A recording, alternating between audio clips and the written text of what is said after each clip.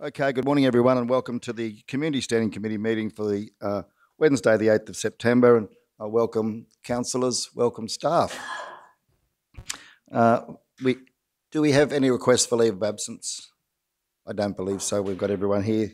That's good. I'd now just like to open the meeting with the Lord's Prayer. Our Heavenly Father, who art in heaven, hallowed be thy name. Thy kingdom come, thy will be done on earth as it is in heaven. Give us this day our daily bread, and forgive us our trespasses, as we forgive those who trespass against us. Amen. Councillor Duff, would you be able to complete the recognition of traditional owners? Thank you. Thank you, Mr Mayor. I'd like to acknowledge country and the land where we meet this morning, the Waka Waka land, and acknowledge the elders, both past, present and emerging. Thank you, Mr Mayor. Yes, everyone's got the agenda for today's committee meeting, and if there's any conflicts of interest, please come forward now. Councillor Jones. There's something in the confidential section that just need clearing up for my own benefit. I know I use them as an agent at different times for cattle and all that. I don't know whether that's, I know we had the same conversation around the Coolabunga sale yards, and that was perceived as nothing to worry about. This is very similar, so I don't know whether it's an interest that I need to declare or whether it's fine to stay in the meeting in the confidential section later in the program. Thanks very much, Councillor Jones. Councillor Duff? I have the same potential conflict of interest with the selling of cattle through one of the agents. Okay, so we have some tenderers coming forward at 10.1 for whom two of our councillors have relationship as agents. Councillor Henson? Excuse me, Mr Mayor. Yeah, thank you. There being a primary producer, as Councillor Jones and Councillor Duff has alluded to, I'm in the same position as that over time, and it's been minimal dealings, and we've discussed it previously. But no doubt we'll talk about it in the confidential section, but it's the same standing for myself. Yeah, thank you, Councillor Henson. I certainly would prefer not to see the committee compromised in any way in terms of attendance, and when we'd had that discussion. So what I'd like to do now is suggest that the three councillors leave the room. We'll put the matter as a declarable conflict of interest to the quorum remaining, and colleagues will decide. Thank you very much. Actually, Mr Mayor, I too would like to declare a potential conflict of interest. There is one agent who is listed as a tenderer that we have as well brought and sold cattle with, so through our company. So I'd like to declare that and leave the meeting. Oh, good. Thank you, Councillor Shoemaker. Okay, rightio. Well, that leaves the three of us, which doesn't give us a quorum. So welcome into the hot seat, General Manager O'May. Okay. Acting Mr CEO, I'll go to you first and then I'll give my views on the matter. Thank you. Certainly in this instance where we have lost, say, the quorum, you wouldn't be able to make a normal decision, but given the conflict of interest, the remaining councillors are able to make the decision on the participation of the remaining councillors. So the remaining councillors can debate and decide on the perceived conflicts. Thank you, Mr Acting CEO. So our CEO has clarified that the legislation does provide for councillors to make a decision on conflict of interest matters, even where a quorum doesn't exist. That would not be the case, but in relation to conflict of interest, there is a special provision in relation to a quorum not being required as such. So, Councillor Potter. Yeah, Mr Mayor, look, I can't see an issue with the other four councillors staying in for the vote. Because I believe their knowledge in this field is extremely valuable, and I don't think they will gain or lose anything from the vote. Thank you, Councillor Potter. Would you like to move then that the councillors are able to remain in the meeting and participate? Yes. In relation to item 10.1? Yes, I would like to move that the Councillor Shoemaker, Councillor Henson, Councillor Duff and Councillor Jones are able to stay in the meeting for the vote. Okay, so we'll just get that up on the screen, then we'll read that out. So Councillor Potter has moved that Council resolve that Councillor Shoemaker, Councillor Henson, Councillor Jones and Councillor Duff have a declarable conflict of interest in the matter, and notwithstanding the conflict, may participate in the matter, discuss and vote upon it. Okay, we have a seconder, Councillor Fradoff. Thank you. Speakers for or against? We'll go to the vote. Those in favour? Okay, carried unanimously. Thank you all. Thank you, Acting General Manager. We can bring councillors back in. Thank you all.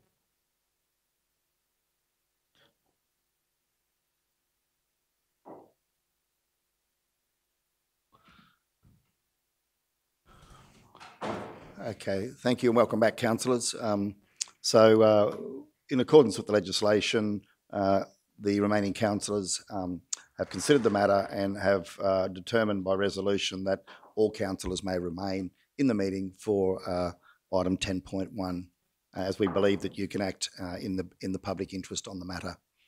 Very good. Thank you all. Okay, if there's no further conflict of interest items to raise, we'll go on to 5.1, which is the minutes of the previous meeting held on the 11th of August 2021. Can be found at page 5. And its recommendation is that the minutes be received. Do we have a mover? Councillor Potter, thank you. Councillor Henson seconds. Questions or concerns in relation to the contents? Matters arising? No? Okay, we'll go to the vote. Those in favour? Carried unanimously. Thank you all. 6.1, now I'd like to welcome Councillor Potter to present the Community Arts, Heritage, Sport and Recreation Portfolio Report. Thank you, Councillor Potter. Thank you, Mr Mayor. We'll start off with community. Are You OK Day? So tomorrow is the official Are You OK Day. So please join the South Burnett Suicide Prevention Working Group tomorrow in the Kingaroy Town Hall forecourt from 6:30 to 9 for Are You OK Day. Come and enjoy a free breakfast and start a conversation that could change your life. I must add here that this year's theme for Are You OK Day is Are You Really OK? It's all very good, well and good to ask the question if they're okay, but you need to follow that up and trust your gut. Youth Council. The South Burnett Regional Council is currently developing a youth council as part of the South Burnett Regional Council corporate plan. And this will be a unique experience for the participants, and I'm hoping an eye-opening exercise for councillors, staff and residents of the South Burnett.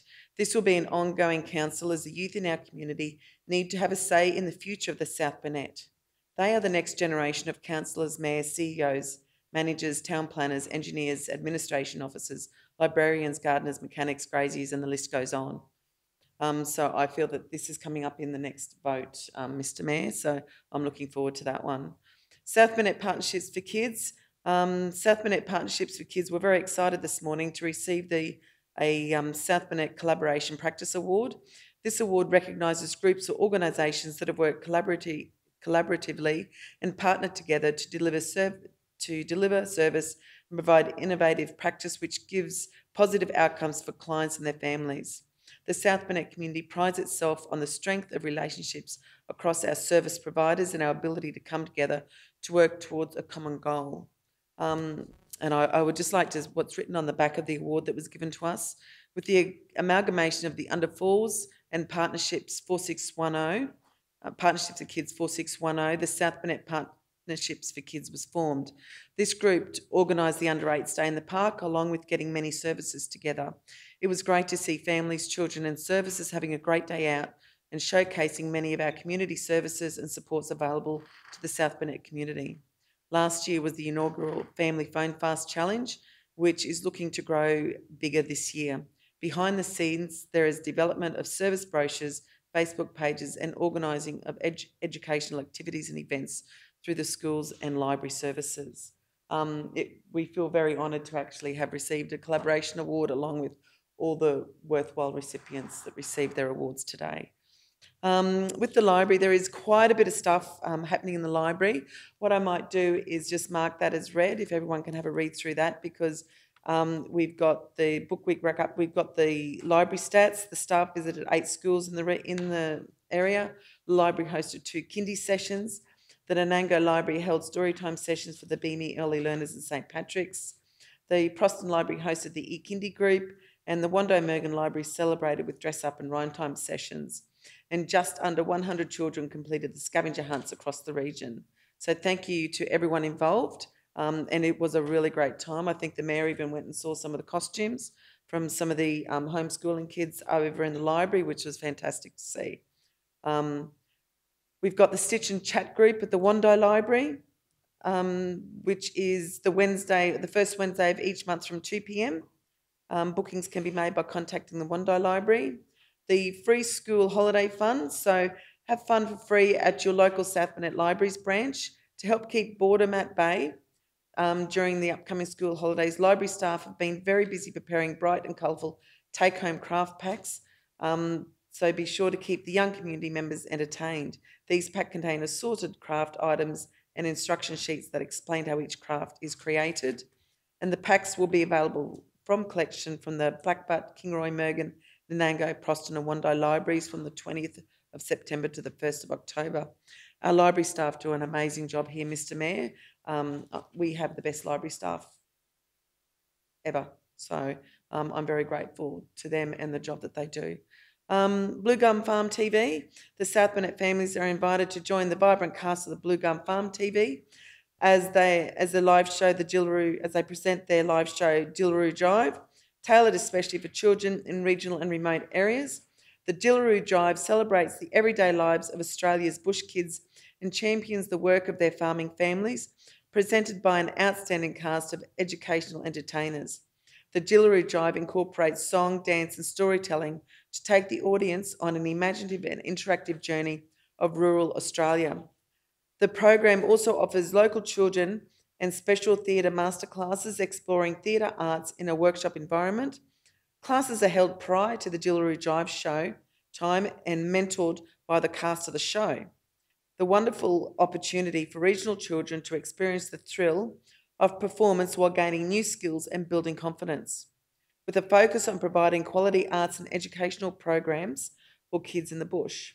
Blue Gum Farm TV shares Australia's unique rural heritage and farming culture through a fun, interactive concert complete with costumes, puppets, and lovable Aussie characters. So that's at the Kingroy Town Hall on the 30th of September 2021 from 9 to 9:45 for the 45-minute workshop for children 5 to 12. And please wear enclosed shoes and bring a water bottle. The 10:30 to 11 a.m. for the 30-minute concert for the Dillaroo Drive. That's designed for children aged 0 to 6, but also suitable for the children up to 12. And due to the state government COVID regulations, the audience size for this event is strictly capped. For a free ticket for all family members attending, both adults and children, please contact the Kingroy Library. So Queensland Seniors Month celebrations is going to be a connected fest, and to promote and recognise the valuable contribution of older people in our community.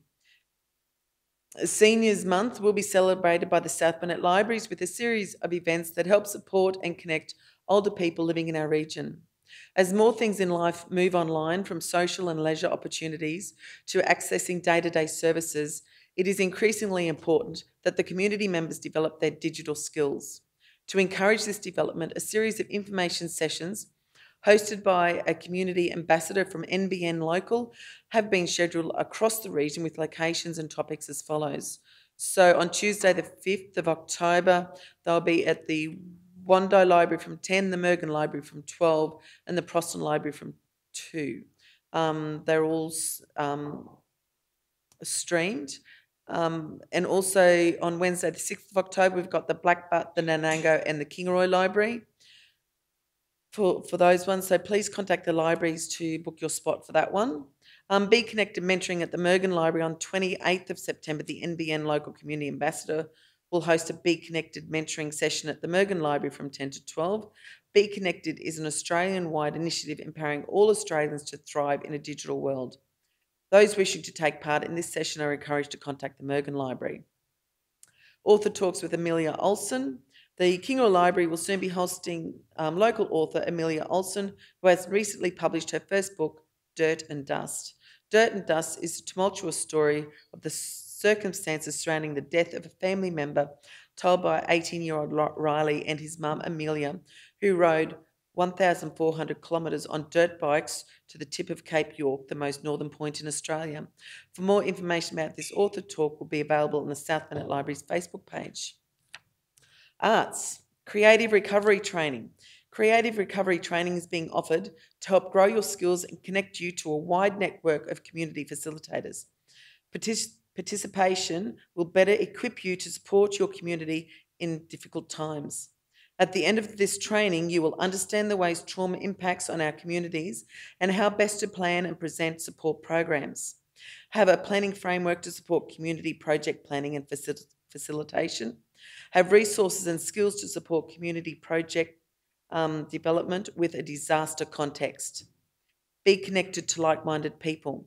This training opportunity is being facilitated by Scotia Monkovic from Creative Recovery Network, and the training was scheduled to be held in August, however had been postponed due to COVID. So the dates are the 19th to the 21st of November. If you go onto the CQ Rassen Facebook page, you should be able to find a link, but I have a feeling we may have put a link on our council Facebook page. I think that is correct. The Arts, Culture and Heritage Advisory Committee. Council has released expressions of interest from members of the Arts, Culture and Heritage Advisory Committee. If you are or know someone who is interested, please visit Council's website for further information. Heritage. The Bunduma Museum and Heritage Association have appointed the consultant Extent Heritage to prepare the conservation management plan for Bunduma Homestead and surrounding buildings. The consultant will be on site from the 22nd to the 24th of September 21. The Bunduma Museum and Heritage Association AGM is scheduled for Tuesday, the 14th of September 2021, so that's next week. Sport and Rec. South East Queensland COVID restriction and plans remain in place. Clubs and teams, however, now can travel within South East Queensland to compete in line with sporting body rules. I would like to welcome the Wando Wolves new committee members who are looking at resurrecting the junior and senior rugby league teams back into Wando after 2 unsuccessful seasons. The committee is confident with the backing of new sponsors and the skills of the new committee.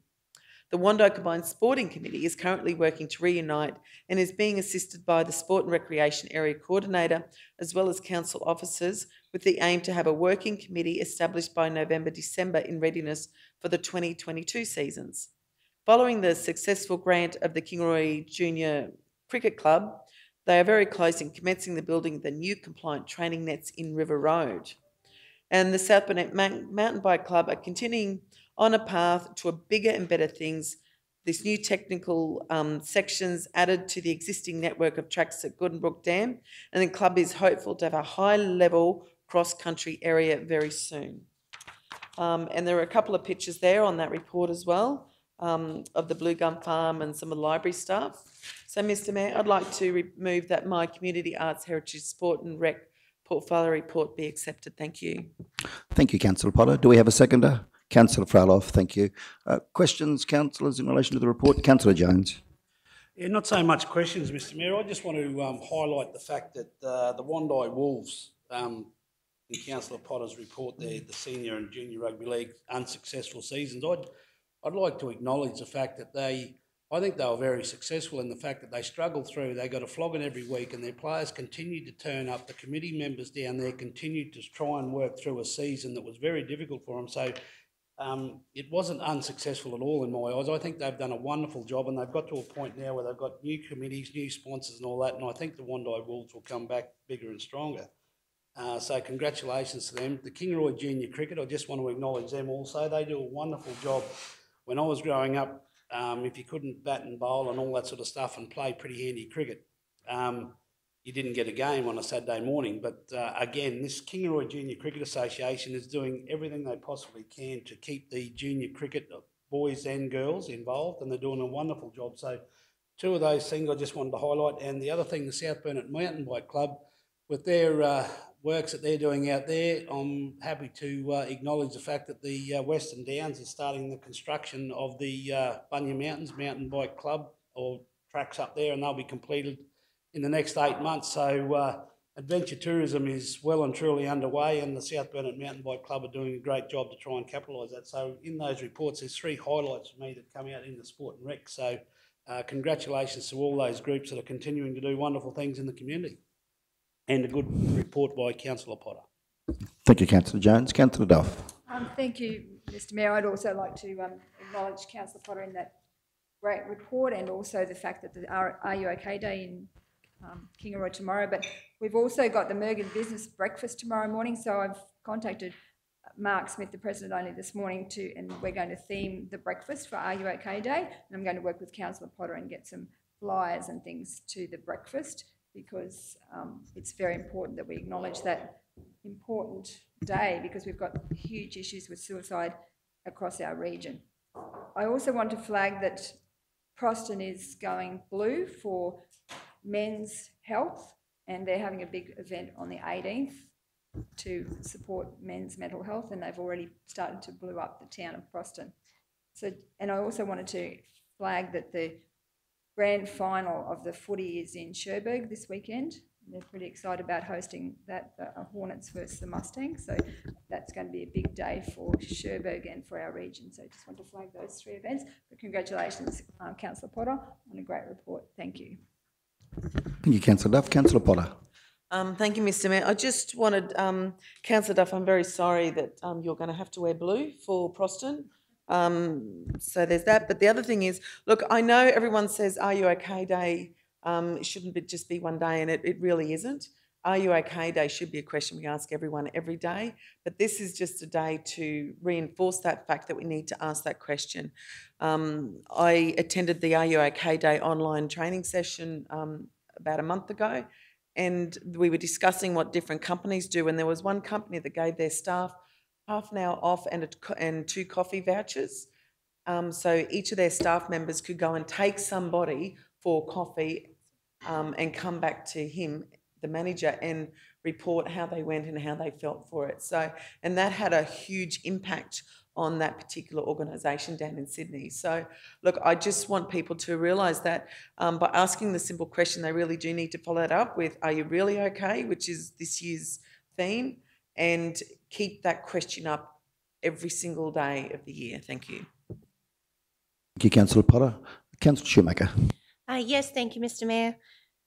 Every child in every community needs a fair go. That's the theme for National Child Protection Week this week, and it was a pleasure to join Councillor Potter, Pension, Froloff and yourself, Mr Mayor, at the breakfast this morning where Councillor Potter was awarded the award for South Burnett Partnership for Kids. I just think it's just so important to acknowledge, and it's really pertinent this week for our council to acknowledge the incredible work that happens across our region, how much those people working to support young people and families in our region really do go above and beyond, and it was just wonderful to hear some of their stories and see them recognised today. So I'd like to acknowledge that in the first instance. And following on from that, I'd certainly like to acknowledge what Councillor Jones had said around the mountain bike tracks. Certainly South Burnett Mountain Bike Club have led the way for us here in the South Burnett. And I really do believe Southern Queensland Country Tourism have just released a report, which I know the Mountain Bike Club and many stakeholders in our region have helped to inform. And I look forward to bringing those recommendations back to Council, because I do believe it is time for our Council to perhaps consider stepping up and doing something with the facilities that we have. Certainly we have supported the Mountain Bike Club with land and opportunities, but I do think there is more that can be done in this space. What the report has found is there are gaps in advanced trails. Whilst there are many soft and medium-sized trails across southern Queensland country, those hardcore trails, similar to what's being established at the Bundy Mountains, is what's really being looked for, and that's a gap in the market. So I do think there are opportunities with other parkland reserves and areas that we have. And I would like to consider a project in the pipeline and a strategy for growing mountain bike tourism in the South Burnett, and what council's role in that would be. So my thinking is similar to every other council surrounding us, actually having a strategy of our own to develop that infrastructure ourselves. Certainly take the advice from the Mountain Bike Club and support what they've done, but actually start putting some investment toward building these trails in our region, because what is for sure is that is our unique point of difference, and there are enormous opportunities in that space. So can't acknowledge enough the work that the South Burnett Mountain Bike Club and their volunteers have done, but there are other councils engaging trail makers, and they are building strategies and they are investing in this, and I believe we need to be in the same place. We need to build and bolster what the club have done, what those incredible volunteers have done, which has meant getting out there on shovels and building many of these trails themselves, and actually start putting some funding toward that. I know we did support with the Wanda signage last year through Works for Queensland, and signage is a key factor to key outcome of this report, that signage and specific signage for mountain bike trails is needed. So I think there will be many learnings from this report that us as a council can really sink our teeth into and think about, and start to plan a forward strategy, how we collaborate in this space, certainly how we maximise those opportunities. Thank you, Mr. Mayor. Thank you, Councillor Shoemaker. Anything, Councillor Hensham, Councillor Froloff, anything further to add before we wrap up? But again, just congratulations, Councillor Potter. You've got a lot going on your plate at the moment, right across the region, with all the work you're doing in so many different areas of your portfolio. And thanks for the passion and commitment that you provide to the way in which you just throw yourself into your job. It's absolutely inspiring. Congratulations. Yeah. Okay. So we'll go to the vote. Those in favour? Carry unanimously. Thank you all. Okay, 6.2 is the formation of a South Bennett Regional Council Youth Council. It's at 28. And Councillor Potter, would you like to lead us into this one? Thank you. Thank you, Mr. Mayor. Do you want me to just read the background? So the key priority of council's with our corporate plan, if you go through council's corporate plan, we had in EC, actually write it in here, sorry. In EC8, partner with our region's youth to develop and implement a regional youth plan. That's under Section 1, Enhancing Livability and Lifestyle. So the key priority in Council's Corporate Plan 21 to 26 is to work with the youth throughout the region to identify supportable initiatives for youth inclusiveness and support, with one of the key activities in the current year's operational plan to establish a youth council aligned with Council's community engagement framework. The Youth Council may act as a formal advisory committee established under the local government regulations, or alternatively, a more informal structure to advise council on youth-related matters within the region. Initial liaison has been held between myself and the local schools and CTC with respect to the establishment of a youth council and the identification of interested participants. There has been a strong initial interest and support for the formation of the youth council, identifying this as a useful, suitable vehicle to discuss and bring forward issues and interests affecting the youth of the region. Investigations into structures are currently ongoing, alongside the development of the draft terms of reference. It is envisaged initial informal meetings may be held with identified students to assist in developing the terms of reference and have input in the structure of the proposed youth council. The terms of references from other youth councils have been sourced to assist with this process. Mr. Mayor, Toowoomba Regional Council and Gladstone Regional Council both have a very successful youth council. The Gladstone one also worked closely with Queensland Education. A lot of our students so far that names have been put forward from the Queensland Education Department and some of the local private schools. Letters have been sent to all the local private schools. We've received a couple back from the private schools so far, but not all, and from all the different cluster areas within the Queensland Education Department. So we're still waiting on Baramba Cluster, which they'll put their names forward for next year's youth. But, you know, with the terms of reference to how long they last and things like that. So I think it'll be quite easy to keep that flow going, because as students, if they come in year 11 and 12, we know the natural attrition will be that they'll be off to uni. So therefore, you know, but they can come back and maybe give a special presentation. But this is all ongoing. We don't know how it's going to work, and we're hoping that the youth can help us as a council show us the way forward with what the youth would like to do within our community. Thank you. Thank you, Councillor Potter. So we have the recommendation that the committee recommends to council support the establishment of a South Bennett Regional Council Youth Council, and that a terms of reference be developed and brought back to council for adoption. Do we have a mover? Thank you, Councillor Potter. Seconder. Thank you, Councillor Shoemaker. Speakers. Councillor Shoemaker. Yes, thank you, Mr. Mayor. For me, this means giving people, young people in our region, a meaningful role in policy and decision making. There are undoubtedly many big challenges facing youth in our region, and I believe for this to be successful, Council needs to understand the meaningful ways in which young people can contribute, but also ways in which we can support their quality of life, and of course back that up with action. So I'm fully supportive of this proposal. I like the idea of engaging all of the schools across the region. What I would love to see, though, is that continued, even when people go away from our region, I think there's a real genuine love for the place in which they've grown up. And I think it's very important that those people, if they're willing, are allowed to continue to support and be a part of the Youth Council and really mentor those younger people coming up through the ranks. So I understand there's a bit of work to be done on the terms of reference. However, fully supportive of forming the Youth Council. And I think it will be very important that we as a council actually do take the time to listen to what they have to say and actually put their feedback into action. And for me, that means policy and decision making. So really looking forward to this getting off the ground. Thank you. Councillor Duff. Thank you, Mr Mayor. Yes, I'm the same as Councillor Shoemaker and Councillor Potter. I'm very supportive of this. I think it's wonderful to get the voice of the youth. I think it's something we have probably neglected in the past.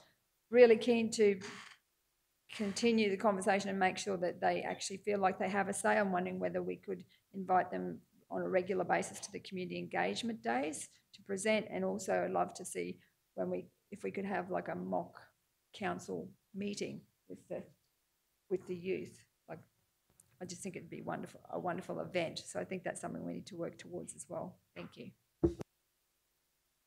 Any further councillor wish to speak on the matter? If not, we'll go to the vote. Those in favour? Carried unanimously. Thank you all. Rightio, so we're up to 7.1, which is the Rural Services, Natural Resource Management, Planning and Compliance Services Portfolio Report. And it's now a pleasure to hand over to Councillor Henson to present such. Thank you, Councillor Henson. Thank you, Mr Mayor and fellow councillors. Pleasure to bring my Rural Services, Natural Resource Management, Planning and Compliance Services report for the previous months to the chambers today. In the Rural Services, Natural Resource Management and Flying Fox Roost Management, Taramio Creek Blackbutt, NRM and Parks staff have completed the removal of understory vegetation across 8 properties located within the Taramio Creek roost site. Works were aimed at discouraging large numbers of little red flying foxes from joining the roost next season. Vegetation removal was carried out under the supervision of a suitably qualified person to ensure the welfare of the colony of black-headed and grey-headed flying foxes currently inhabiting the roost. Working in close proximity to the roost, staff were required to fell, prune and stack 256 cubic metres or 38 truckloads of vegetation by hand. I'm pretty sure we would all know what 38 truckloads of vegetation would entail when we do a couple of wheelbarrows out of our gardens. The final stage of works will include herbicide treatment of regrowth when conditions and growth is suitable, and I believe Councillor Jones, the residents of Blackbutt, are quite happy with the results of that. Origia cactus detection, this has been brought up previously. This is a new pest. Council's pest management team detected an additional outbreak of Origia cactus on a property in Belogie last month. You might remember in the previous sightings of Origia cactus, it was actually 5 kilometres outside of Nanango on the Gameri Road. Unfortunately, there's been some found out on the Belogie district. Origia cactus is a restricted Category 3 weed, not previously known to be present in the Nanango area. This unpalatable succulent can form dense infestations that, if unmanaged, will reduce pastures to a level unsuitable for stock. NRM staff and contractors have commenced a surveillance and treatment program in the area, and an awareness campaign has commenced providing information to the community about the weed and how to identify it and how to report it. And landowners are encouraged to be on the lookout for this cacti species and report any suspected sightings to Council NRM staff on 41899 For those that don't know, it is a very succulent little cacti and it is extremely prickly. In environmental assessments, NRM staff completed and approved 5 roadside burning and 4 fence line clearing applications in August. And in weed management, a total of 2.5 hectares of weed control was completed in July. Biosecurity officers inspected 40 properties for the presence of mother of millions, Origia cactus and other restricted weeds. And treatment of mother of millions continued at South Nanango, Runnymede, Mondure, Baillie, Call, Boat Mountain, Murgan, Moffatdale and Haley Creek. Splatter guns were loaned by landowners at Haley Creek and West Cloyna for lantana control, and spray trailers were loaned to assist with giant rat-tail grass programs at Windra. And I encourage the public that Council has many things available to assist in these, both varmint and weed controls. In the wild dog and feral pig control, cat traps were loaned by landowners in Tarong, Cushney, Glendavan and Stallworth, and rabbit traps were used by landowners in Nanango. 2 kilograms of carrots containing calicivirus was distributed at South Nanango and Crawford. Coolabunnya sale yard staff conducted 879 cattle tick inspections and dipped 987 head. A total of 645 head were sold through the Coolabunnya sale yards in August. And on that, can I note that the cattle industry is just been incredible, and I commend the stud sales that have happened in the past month, and there's more continuing. There's been some absolutely incredible record prices sold in Councillor Duff's division out at the Dunlops Santa Gaduta sale on Saturday, some 110, and most bull sales are having 100% clearance, which is sensational, and they're seeing record prices never seen before and averages that is just incredible. And across all the breeds, we had a wonderful Charolais sale at the Coolabunnya sale yards. Like I mentioned, the Dunlops, we have other Santa Gertrudis and other breeds within our Burnett that are just a credit to the area and to themselves for how they conduct their businesses and the quality of cattle that they're producing. That has been absolutely incredible. Record prices, like averages around the $25,000 in stud sales, almost double than previous year's sales, so that's incredible. Stock route grazing permits. 1 stock route adjustments application was received and processed in August. Wandering livestock, Council received 9 requests to attend to wandering livestock across the region. No cattle were impounded. In planning, Wide Bay Burnett Regional Plan, following initial stakeholder engagement earlier in the year, the Department of State Development, Infrastructure, Local Government and Planning have been working through stakeholder feedback and are now in a position to provide a briefing to Council on a new regional plan and high-level responses proposed. This briefing has been scheduled for early October to work through a vision for the region and how some of the key ideas for regional plan might be framed under this vision. The amendment to the South Burnett Regional Council Planning Scheme 2017, a workshop with Council has also been scheduled for 29th of September 21 to progress the major amendment to the South Burnett Regional Council Planning Scheme. An Environmental Health and Compliance, Acting Manager for Environment and Waste, Mike Lysel, is that correct? Lyle, I beg your pardon. Has been, and welcome to the team. I've had several conversations with you in the past week or so I hope you're settling in and look forward to communicating with my portfolio, and I'm sure the other councillors as well. So congratulations and welcome aboard. Mike has been engaged for an interim period to fill the management of Environment and Waste position, which has been vacated by Craig Patch, who is transitioning to a new position in Council's finance team. On behalf of Council, I would like to acknowledge and thank Craig for his support, professionalism and unquestionable dedication to his role. Mike will also oversee the vacant Manager of Planning and Land Management role, which is also currently vacant. Not sure whether you're aware of that, Mike. You're getting busier as the day progresses. These roles will be considered as part of the current organisational review being completed, with permanent recruitment expected towards the end of the year. And on COVID-19, it's still on the tip of everybody's tongue. South East Queensland councils have recently come out of lockdown, and thankfully, though at this stage, the South Burnett has not had to be included in these significant restrictions. Some persons who have been in the 11 affected local government areas during certain dates have had to isolate or follow strict interpersonal hygiene requirements and wear masks when in close contact with others. And Council's environmental health staff have continued to monitor the Queensland Health Directive, and updates have been provided to staff explaining what current situation is and what this may presently mean for them. Council's environmental health section continues to assist Queensland Health in the enforcement of the Queensland Health Directive requirements in an educational capacity to businesses individuals and community groups.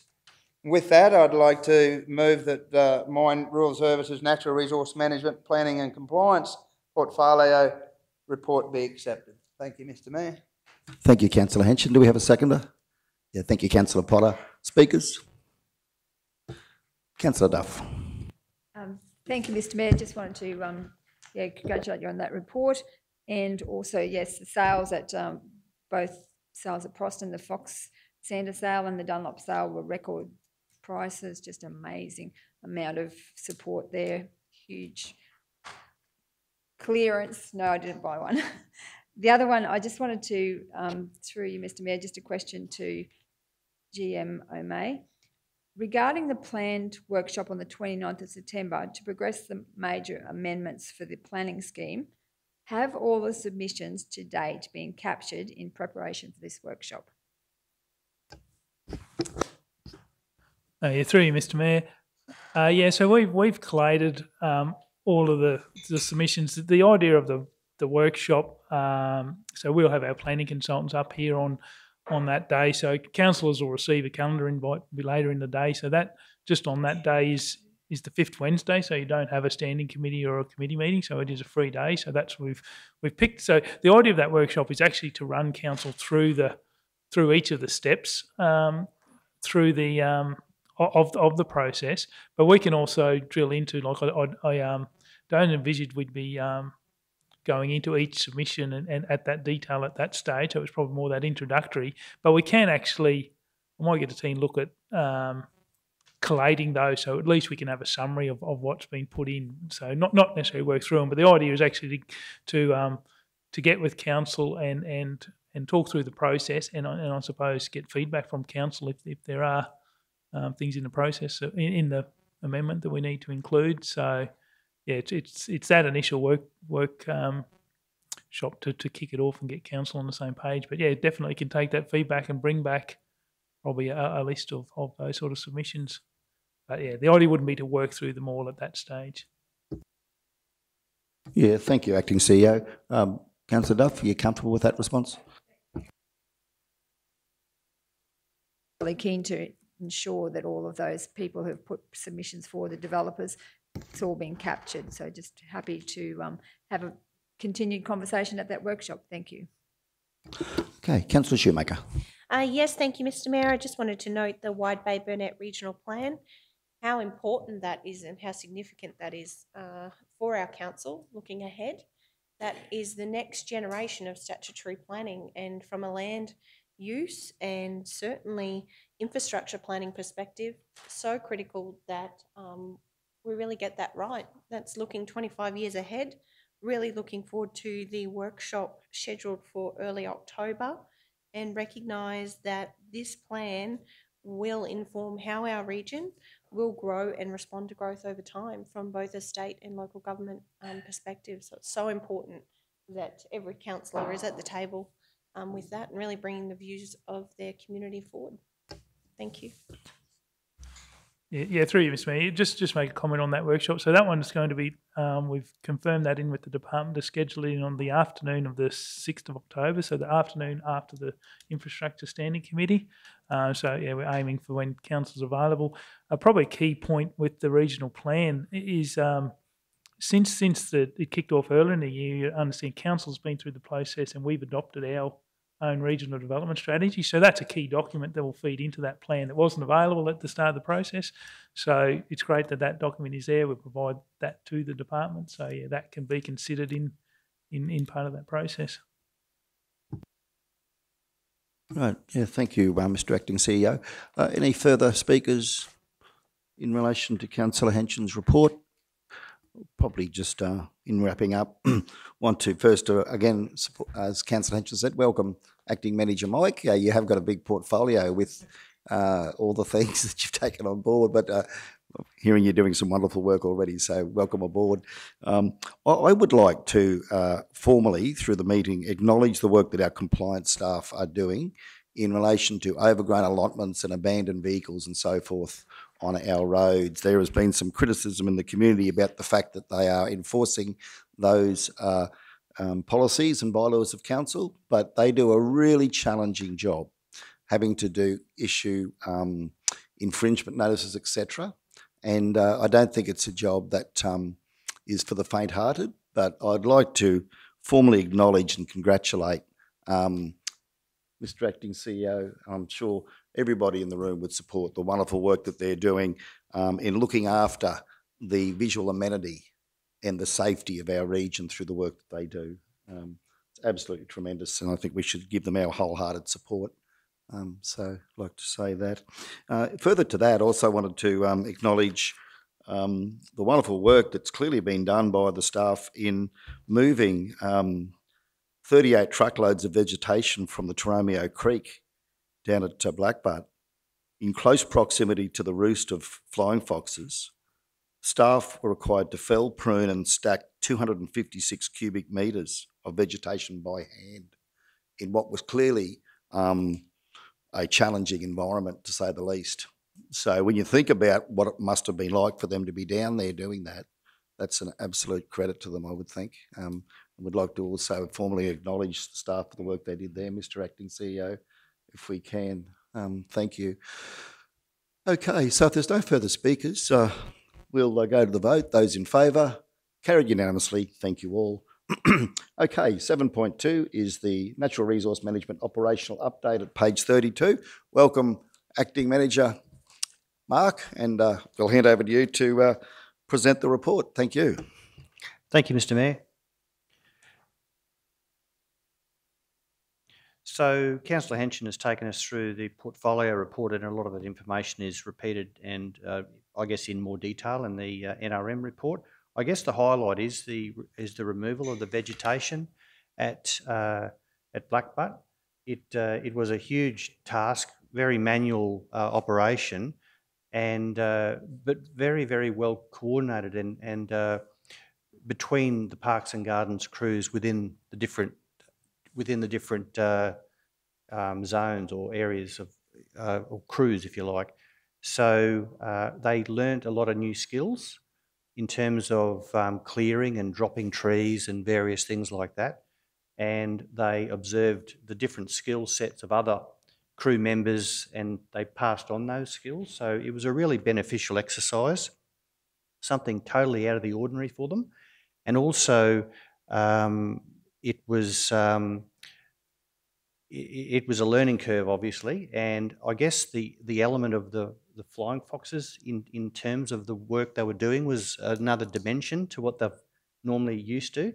So that was pausing during moments of movement of the flying foxes and the rules and the guidelines that they had to abide by in terms of that. So it was really out of the box for them, to be honest. And whilst you say there was 38 truckloads of vegetation manually removed, they actually thoroughly enjoyed the work. So it was, and what we intend to do is to do an outcome report in more detail than what you've got in front of you there. So we know the costings and the process and the rules attached to that, because it's a bit like any other out of the ordinary event, like a disaster event. You would really report on that for posterity and keep that record there for next time. So thank you for acknowledging the staff, and they really do. They really appreciated the opportunity, to be honest. It was a bit bigger than they originally expected. It took a lot longer, and I was there a couple of times, so they really earned their keep on that day. But yeah, generally it was a good outcome. So in terms of the report, I'm happy to take questions. It looks like Coolabunnya Sayards is getting going a bit more than it was this time last year. And, yeah, baiting and other rabbit control statistics are there for you to have a look at. The number of customer requests is fairly consistent so far for the year. In fact, it's pretty consistent month in, month out, so around that 50 mark. And, that NRM crew are quite good at responding to those particular requests. So there's some roadside burn applications that came in recently that we were having to have a fairly judicious look at. We didn't felt they were appropriate to approve, and we're just working through some of those landowners in regards to that.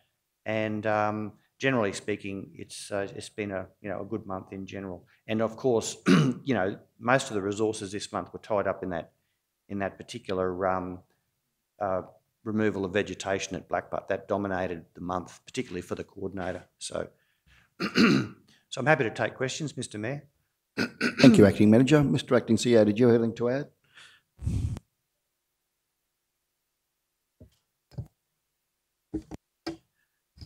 Thank you, Mr. Mayor. Yeah, again, I'd just also like to acknowledge the staff there. Huge effort with the flying foxes removing that vegetation. And just a bit of background, that we were probably trying a different approach for the flying foxes down there.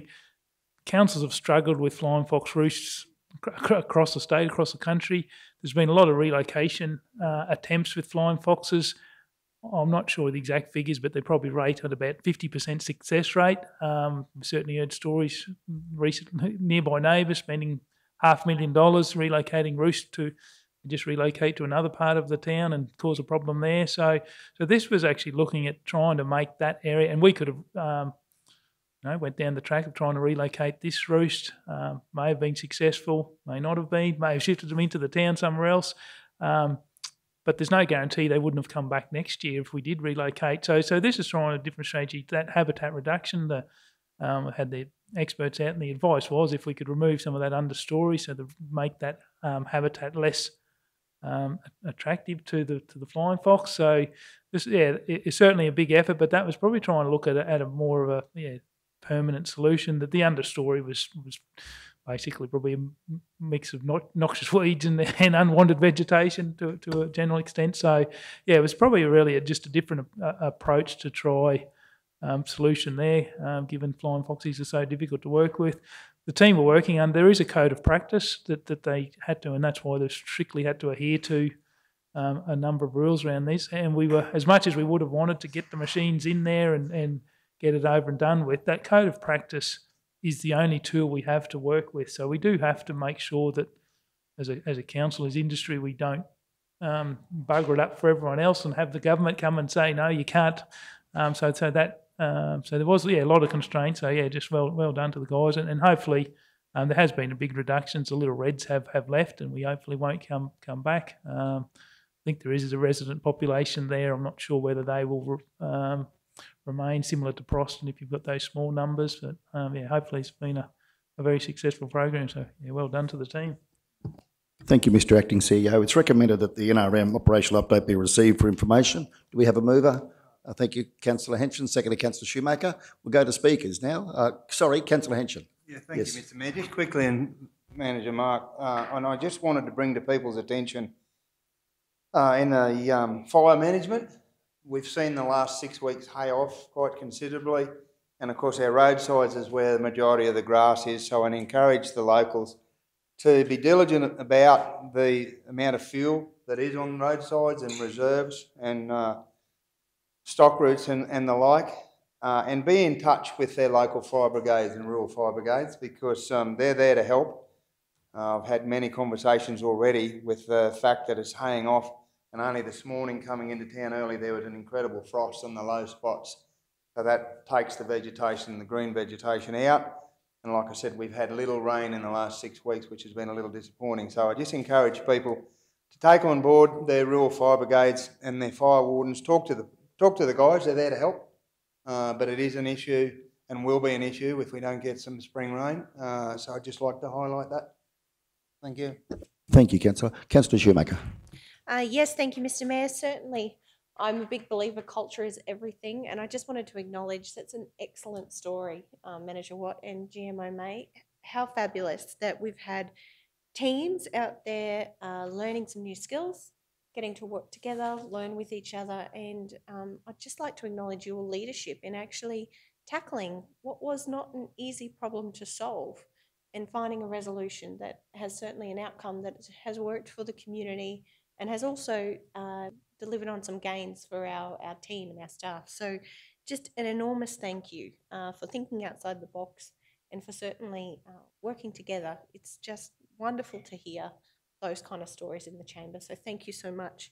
I also just wanted to acknowledge it's great to see that growth in numbers for Coolabunnya sale yards. Certainly know the industry is just booming at the moment. Just exceptional to see that there has been some growth when we start to compare the numbers from this time last year, you know, looking at 166 heads sold last year in comparison to 654 sold this month. That's incredible. Really great to see that we're actually starting to get some accurate data around those sales and activities at the sale yard through the chamber. So thank you very much. Excellent report. Thank you, councillor. Other councillors? Anyone else wish to add anything? Okay, we'll go to the vote. Those in favour? Carried unanimously. Thank you all. 7.3 is the Planning and Land Management Operational Update at 36. Mr Acting CEO and Acting Manager, Planning and Land Management, we'll hand over to you to give us the report. Thank you. Yeah, I'm happy to take this one. See, yeah, Mike's only just started. So yeah, we put the together. So yeah, this is just the monthly statistics from the building planning, plumbing teams. We certainly see strong, continued strong demand in all three areas, applications, coming through. Whether it be planning inquiries or customer requests in the building areas, there's been no slow up in the industry, and I think the only thing that will be holding the industry back at the moment is actually availability of materials and actually contractors, and ourselves we're finding that in projects is actually availability of key contractors is difficult. It's really just provided for council's information. Thank you, Mr Acting CEO. We'll just get this one up on the floor. So the report's been presented. It's recommended that it be received. Do we have a mover? Councillor Jones, seconder Councillor Potter. Thank you. Speakers now. Thank you. Councillor Shoemaker. Yes, thank you, Mr Mayor. I just wanted to check in terms of the current resourcing. I know there's been enormous change, but I just wanted to see how we were going in terms of meeting those statutory timeframes and things, and if there's anything further we as a council need to do to support your team, General Manager O'May. Yeah, through you, Mr Mayor. So this is probably Mike's number one job at the moment. He started off. So we actually looking to recruit. We have got, as council be aware, the assistant or the second plumbing inspector, and we are going back out to the market for a building certifier. We will be actually looking for or we'd be looking for either a cadet to a fully qualified certifier. So we've been out, I think, twice for a certifier and have been unsuccessful. So this time we expect that we will be able to recruit a cadet and train someone up. So Mike's already commenced working on that. So you'll see that going out shortly. So the idea is that we are still being supported by a private certifier in that space. That's really the key. If we can get some more boots on the ground, but we do expect it will be someone with, depending on what level of advancement they are. But we will have to do some training to get them up to speed. But that's where we are at the moment. Thank you, Mr Acting CEO. Are you comfortable with that response, Councillor Shoemaker? Yes, thank you for the update. Thank you. Other speakers, questions? Good to see that the industry is still kicking along nicely.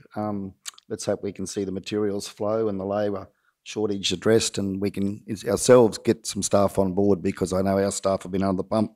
Now you can see there, if the planning certificates issued, the building certificates and the plumbing certificates issued after 2 months compared to previous years. And we know that last year was a big year in its own right. But if you compare this year and you extrapolate that out over 12 months, we're going to certainly, if the trend continues, go well past what we delivered last year in terms of planning, building and plumbing certificates, which is a good sign of the industry doing well, Mr CEO. Yeah, through you, Mr Mayor. Just a comment on that. So something, those where we're talking about a building certificate, so that will be a search for a new property. So that's the movement in the real estate industry. So that's where you're seeing that double spike, I suppose, in building applications and the strong demand in new stuff. But there is a equally strong demand for properties changing hands. So a planning certificate, people will be doing a search on what the zoning and any overlays on a property, and building searches, which of those certificates are people looking at buying a new property, trying to do a search of council's records. So yeah, that's where those figures come from. There's definitely a lot happening. Thank you very much, Mr. Acting CEO. Okay, we'll go to the vote. Those in favour? Carried unanimously. Thank you all. 7.4 is the LGAQ Natural Assets and NRM Advisory Group. That's at page 40. And the recommendation is that the committee recommend to council that approval be granted for Councillor Henson to submit an expression of interest for the LGAQ Natural Assets and NRM Advisory Group. Do we have a mover? Thank you, Councillor Jones. Second to Councillor Duff. Speakers? Anything to add, Mr. Acting CEO? No, you're through, Mr. Mayor. Yeah, so this is a committee the LGAQ have in the NRM space, basically to provide that advice to the LGAQ board on policy direction. So, yeah, there's a vacancy at the moment, so they're calling for expressions of interest and they have a range of councillor, officer, technical staff mix on these committees. So, Councillor Henson has expressed an interest, and with his background, we felt it was appropriate that we could put his name forward. So, that's the background of the report. Thank you very much, Mr. Acting CEO. Yeah, I think if I could reflect what I think probably fellow colleagues are thinking here, and that is that we're very blessed to have a councillor who's got such a wealth of knowledge in relation to invasive plants and animals, stock, biodiversity, natural resource management generally. So I'm sure that Councillor Henson will represent us very strongly and very well, and will be a tremendous addition to that committee with his wealth of knowledge. So, yeah, I absolutely thoroughly commend the recommendation. Okay, so let's go to the vote. Those in favour? Carried unanimously. I thought you were going to vote against there, Councillor Jones, for a minute, but carried unanimously. Thank you all. Congratulations, Councillor Henson. Okay, let's move on then to 8.1, which is the Waste Management Portfolio Report, and it's now my pleasure to hand over to Councillor Froloff. Thank you, Councillor Froloff. Thank you, Mayor. First of all, the Waste Compliance Officer position. The state-funded Waste Compliance Officer has been consolidating Council's relationship with state forestry departments, as there unfortunately is a lot of illegal dumping that goes on in the state forestry areas within the South Burnett region.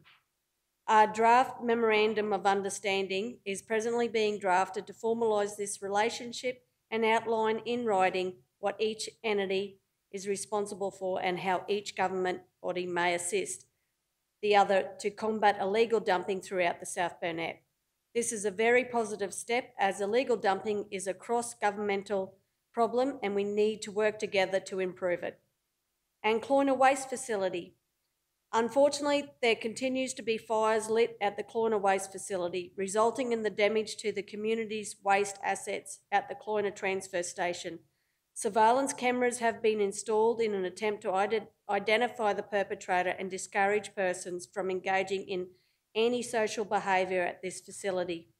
If able to find who is causing these fires, then Council will be able to issue fines for the illegal behaviour under the legislation, as well as reporting them to the police for the unlawful acts for their actions as well.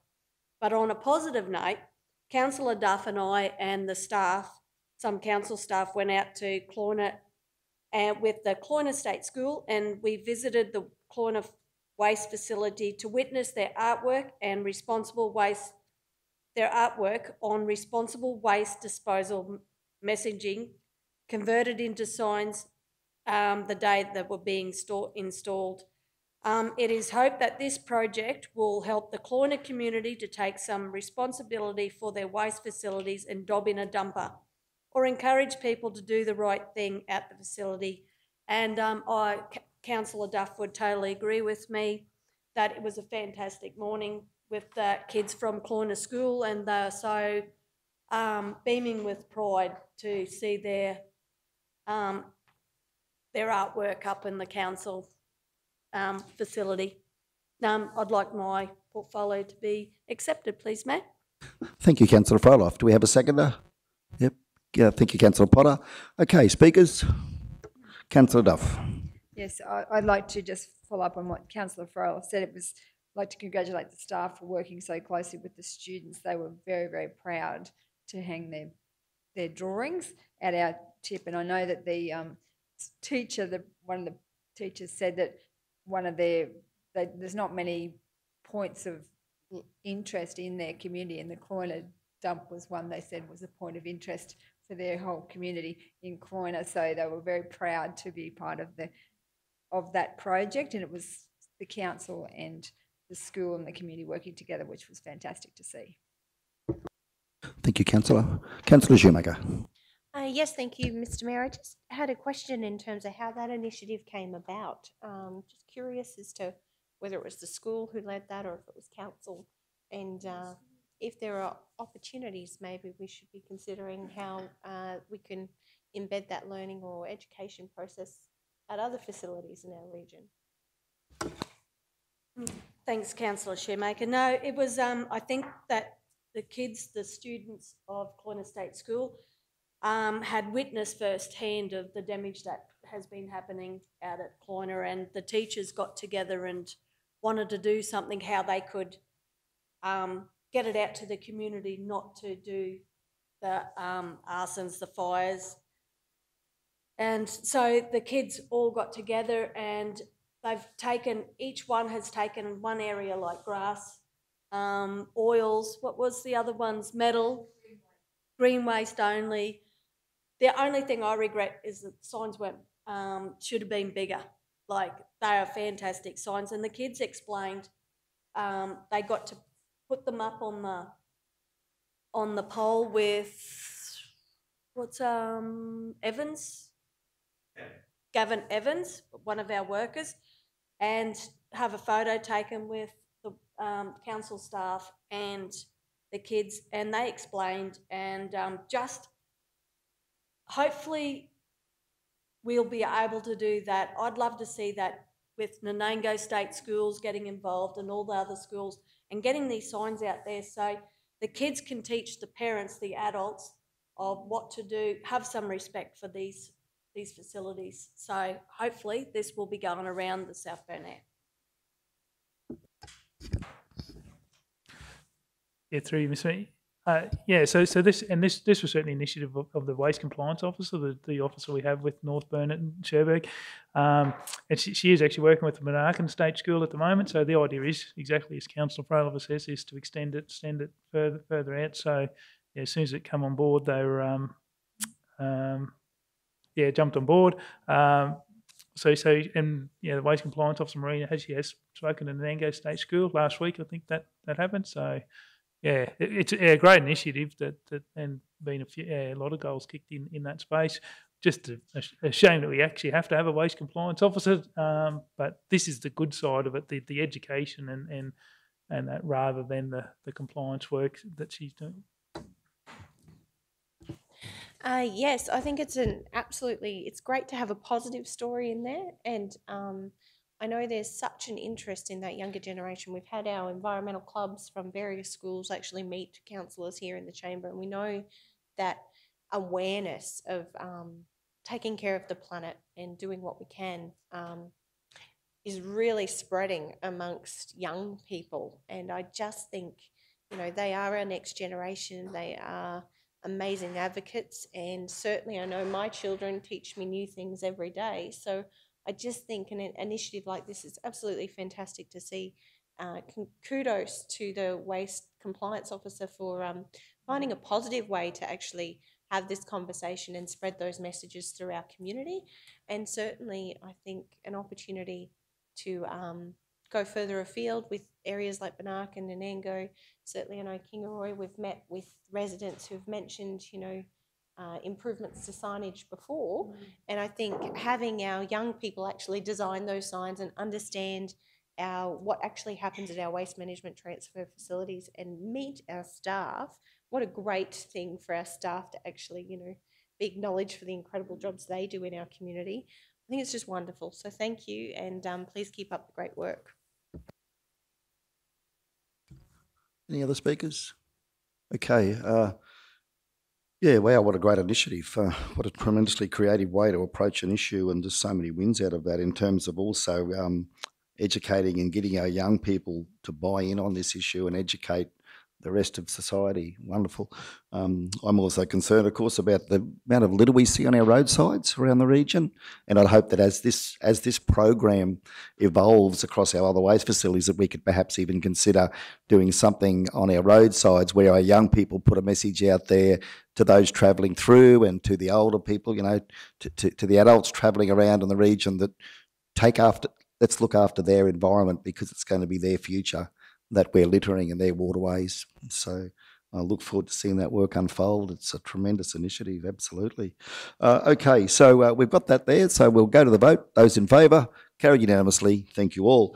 8.2 is the Environment and Waste Services update at 43. Mr Acting CEO, over to you. Thank you. Yeah, through you, Mr Mayor. So this is the statistics for the environment waste section.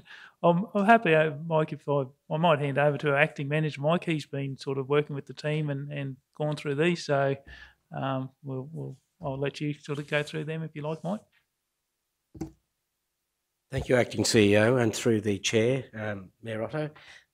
The statistics presented here for the environment and waste. I was having a look through the statistics, and I just noticed that, and I was looking at the numbers, and I noticed in the section there about regarding waste collection, services conducted, and I looked at the comparative figures in relation to last year. Council may notice that there's a bit of a disparity there on the surface, that 113,000 services were collected compared to 126 in the previous year. So I investigated that matter, and what we determined that there was last year's reporting was a 5-week, reported on a 5-week month, and through JJ Richards, reporting the statistics through their process, that's the disparity. So that will level out in the next month, because the information will come through. There is the July data is not yet fully confirmed through the state government's QWS system, so that will balance out in the next month if there's any concern relating to that. Just for the knowledge of councillors and staff, the waste tonnage for the preceding month are due to be reported by the end of the current month. So there is that time lag in relation to waste tonnages that are reported for July, for instance, and reported through till the end of August 2021. So the figures there are quite normal comparing previous years, and there's nothing untoward that highlights in relation to the tonnages and the amount of monies dispersed through that waste system. Yeah, thanks very much for the clarification on that, Mr Acting Manager. Councillor Potter. Thank you, Mr Mayor. I'm just going through this and looking at some of these figures. So I'm just looking, there's a couple here I just want to ask a question on through you, Mr Mayor. One is with regards to in the CRMs in animal management.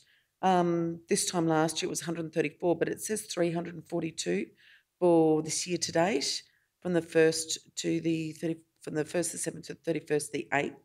I'm just curious if that number is correct, and also the number of animal infringements. For this year to date, we've got 237 animal infringements. So I just would like a bit of discussion on those, just to see if they're the correct figures and things like that. Thank you. Through the Chair, Mayor Otto, yeah, those figures have increased. We've undertaken house-to-house surveys in relation to over payments that haven't been received or registrations that haven't been renewed for the following year. And during that process, we've identified a number of properties or owners who haven't registered animals and dogs in particular, and therefore there has been some non-compliance, and that would account for the issuing of the infringement notices. Another statistic there in relation to animal management is the comparative for last year, and that is reflected in that survey and the results of that survey, and the following CRMs created through that survey. So, for instance, where we identified that a dog was registered in the previous year, has not been re-registered, and we receive a CRM that the dog has died, been moved, relocated, then that creates a CRM for council officers to action, and the records adjusted accordingly. Thank you. Thank you very much for that explanation. Mr Mayor, I think just goes to show how busy the staff have been, like you mentioned earlier. So thank you. Yeah, thank you, Acting Manager. Thank you, Councillor. Further speakers? No? Okay. We'll go. Have we had I think we have a mover. Have we had a mover for this one, Liddell? Not yet. So we'd have a mover that report we received. Thank you, Councillor Potter. Secondly, Councillor Duff. If there's no further speakers, those in favour, carried unanimously. Thank you all. 8.2 is the environment. Sorry, we just did that well. I've lost track, haven't I? 8.3 is the invitation to become part of the Darling Downs and South West Regional Waste Management Plan, and that is at page 46. Mr Acting Manager, would you like to take us through that report? Thank you. Yes, Mr Mayor, through the Chair. The Council has received, the Mayor has received a letter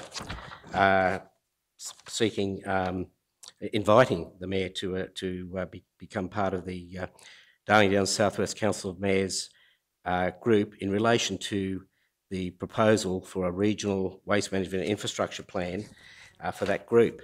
Now, Council is not a member of that group per se.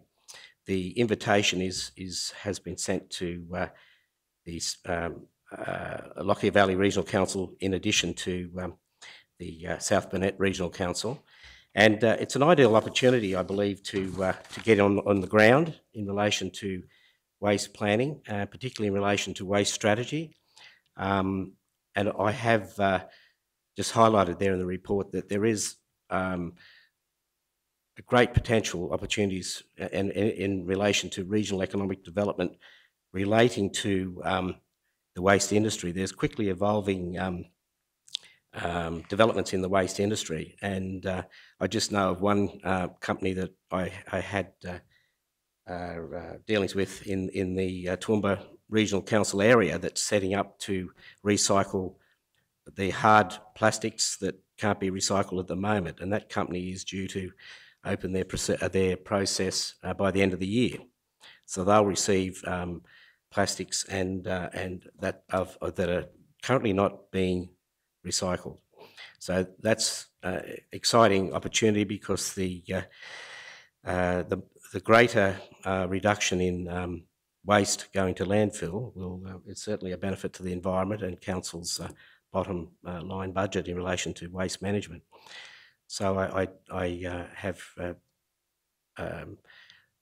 considered that report, and the invitation is for the Mayor to be part of that group, subject to having voting rights regarding that regional waste management plan. Thank you very much, Mr Acting Manager. Okay, so we have the motion, the committee recommend to Council as presented there, as explained. Do we have a move for such? Councillor Jones, secondly Councillor Potter, thank you. Speakers for or against at this stage? Councillor Shoemaker.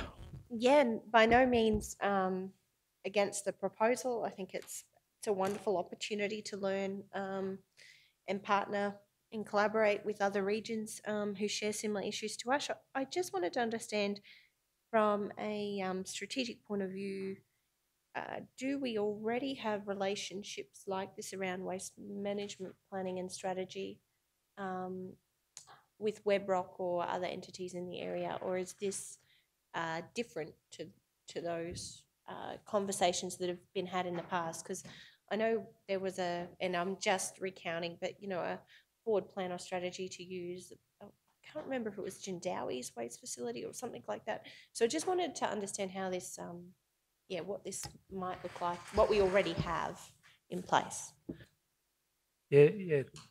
Through you, Mr Mayor. Yeah, so Councillor Shoemaker, yeah, so it is the same and it is different. So yes, we have been through the process with the Wide Bay region of councils. But yeah, it was... so it was regional waste management strategy, but we couldn't actually get to something. Everyone had different interests, and so everyone was on a different page, whether it be the other member partners. Because we're right on the edge of the two groups, we have synergies equal with both, and even as part of that process, we had identified the Jandowie option, which is Western, which is in this group, so it's part of the Western Downs Regional Council. So we do see when eventually our strategy we will have no landfill here, and we will be looking for an outlet for that. And so, yeah, we're probably just keen to keep our options open, whether it be north, east, west or south, that we can go. We are ideally located in some respects, that we have those options. So, yeah, our idea would be to be included in this. It's to investigate the options. They're probably keen if our tonnage of waste was available, does that make something more viable? So that's the idea of including us in Lockyer Valley is to actually look at those the tonnages available for, say, the recycling or the options. So, yeah, this is, we certainly see this as an option we should be involved with, but it's obviously no commitments. There'll be decisions down the track. But, yeah.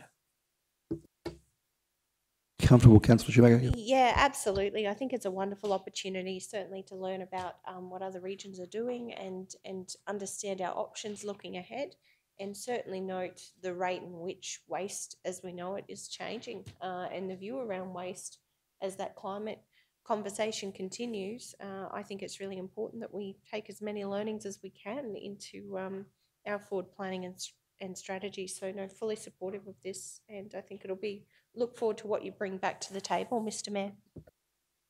Thank you, Councillor Shoemaker, and I'll certainly make sure that I take, I think in representing council on this committee, that I'll very much be taking the brief of Councillor Froloff and the staff in the views that I take forward and the council, and be bringing back and sharing with council all the information that I collect from that process. The other thing is, I suppose, is just also keen to hear your advice, Mr Acting CEO, as to whether there might be scope for us to have a conversation with the group about whether Cherbourg could be involved in a lot of the work that they're doing in the waste recycling space, particularly. Keen to hear your thoughts on that, Mr Acting CEO. Yeah, through you, Mr Mayor. Yeah, certainly can take that on notice and through the working group take that back to the the group.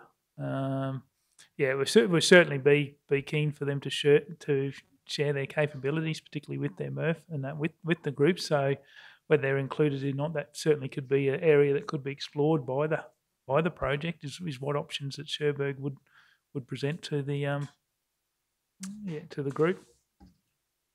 I suppose I'm keen to hear from committee as to whether you councils would see that as something that you'd like to pursue in terms of also extending, I suppose, or communicating with Mayor Antonio as to whether or not there'd be a preparedness of this group, should Cherbourg want to be involved or see value in being involved, to also potentially consider extending an opportunity or an invitation to them.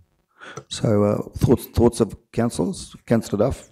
Thank you, Mr Mayor. Yes, I'm very keen to see this happen. I think that Cherbourg are playing a major role in waste.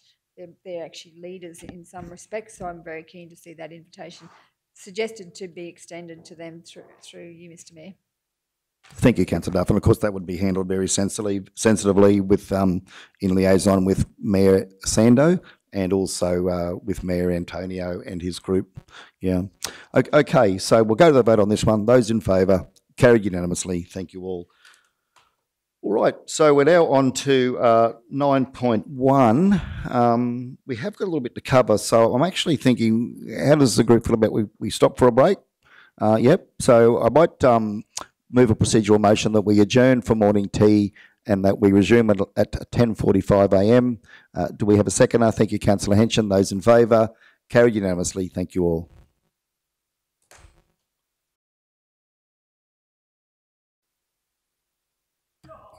Okay, welcome everybody. Now move that we reopen the meeting at 10:47 a.m. Do we have a seconder?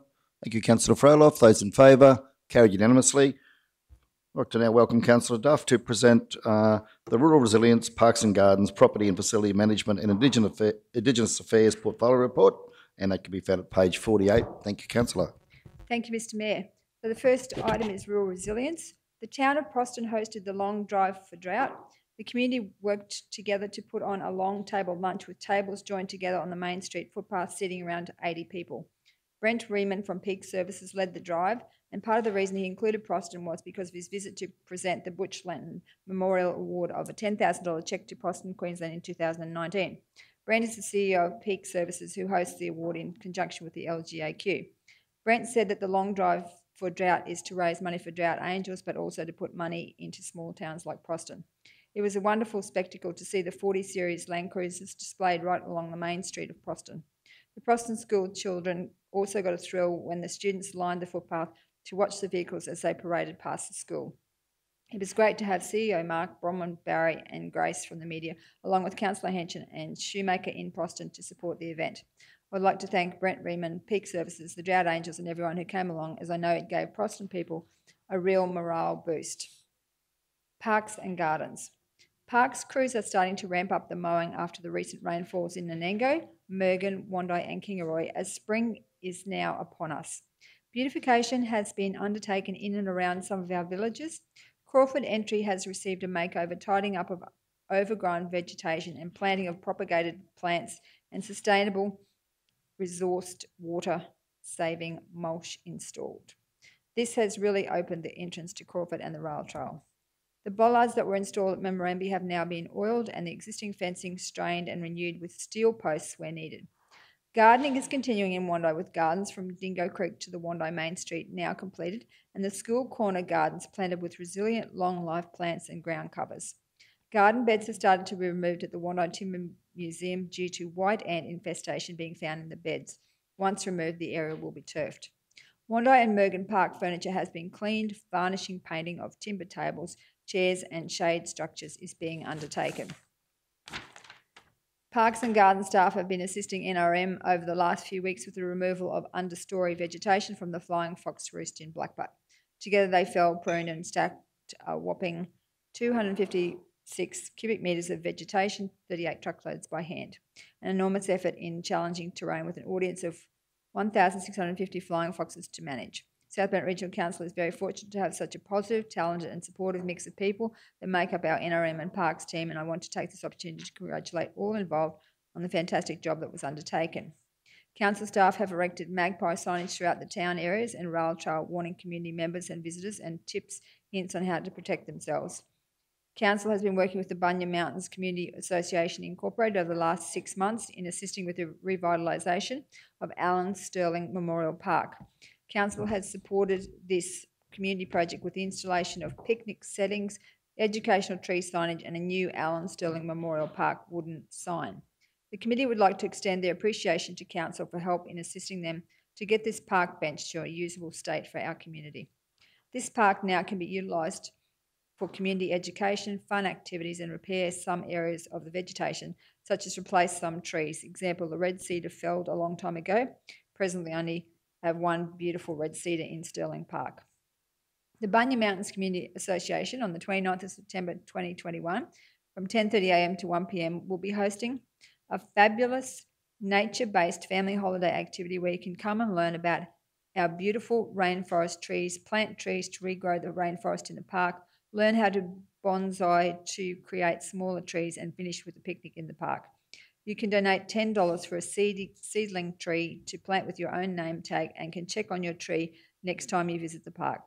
Funds raised from this event will contribute to a future Bunya Mountains Community Centre. Aerodromes. The weekly inspections are continuing at both the Kingaroy and Wando aerodromes. Council conducted a hazard reduction burn on the Kingaroy aerodrome 14th of August 2021. This HRB was a joint Operation Cool Burn 2021 activity involving South Bend Regional Council, Rural Fire Services and Fire and Rescue Services, resources from around the South Bend area, and was designed to significantly mitigate wildfire risk within the Kingaroy Aerodrome complex. There was up to 20 RFS and FRS appliances and 90 personnel involved in this HRB. Thank you to everyone who was involved in the coordination of this very successful operation, and a special thanks to the Kingaroy Scouts Group and Councillor Janita Potter for assisting with the catering on the day to ensure all the crews were well looked after. The feral animal fence has been completed at the Wando Aerodrome and has been well received by all users. The RFDS are no longer requesting the airstrip to be run prior to landing since the installation of the fence. Dams. Dam managers have advised that the bookings for the school holidays are filling up quickly, especially at Bjelke-Petersen Dam. The Kingaroy Sports Fishing Club will be hosting, in conjunction with Queensland Sport Fishers, Answer Queensland, a fishing information day consisting of 2 free fishing clinics on the 11th of September. This is for children from 7 to 18 years and are to be accompanied by a responsible adult. This month also saw a lot of family functions being held at the dams for milestone birthdays and wedding guests using and staying in our facility.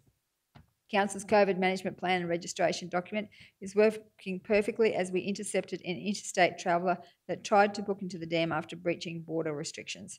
This was passed on to the relevant authorities who acted swiftly to remove the travellers from our region. Congratulations to our dam managers for being so vigilant in keeping our community safe. Property and facility management. The Wando Showgrounds Grandstand and Pavilion project has commenced this month. The builder will be removing the grandstand structure and rebuilding the pavilion. Some of the hardwood, timber and roofing iron will be removed by the contract builder and repurposed for other projects at the Wando Showgrounds.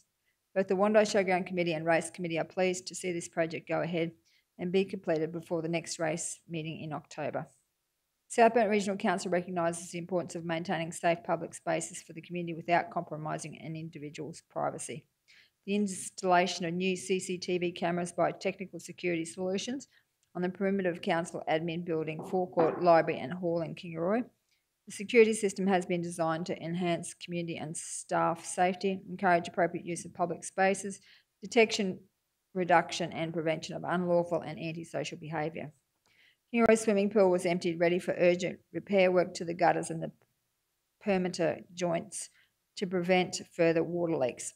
Australian Leak Detection completed 3 days of water detection which identified the leaks. Repair works will be completed, ready for the pool to reopen for the swimming season on the 19th of September. During August, large winds caused further damage to the historical ambulance garage at the Kingaroy Airport. This building is in very poor condition as the white ants have destroyed structural timbers which can no longer hold nails and therefore unable to secure iron sheeting on the roof and walls. This building also contains asbestos materials. The Kingaroy Soaring Club is working closely with Council for the building to be safely removed from site. Council is working closely with Kingaroy Chamber of Commerce Inc. in the assessment and removal of asbestos floor covers in 195 Kingaroy Street office building. The asbestos flooring was identified during the fit-out of KCCI offices. Council will be calling for quotations from asbestos specialists to prepare new asbestos reports for over 40 council buildings. It is a legislative requirement for all commercial buildings to have an asbestos report under Work Health and Safety Act 2011.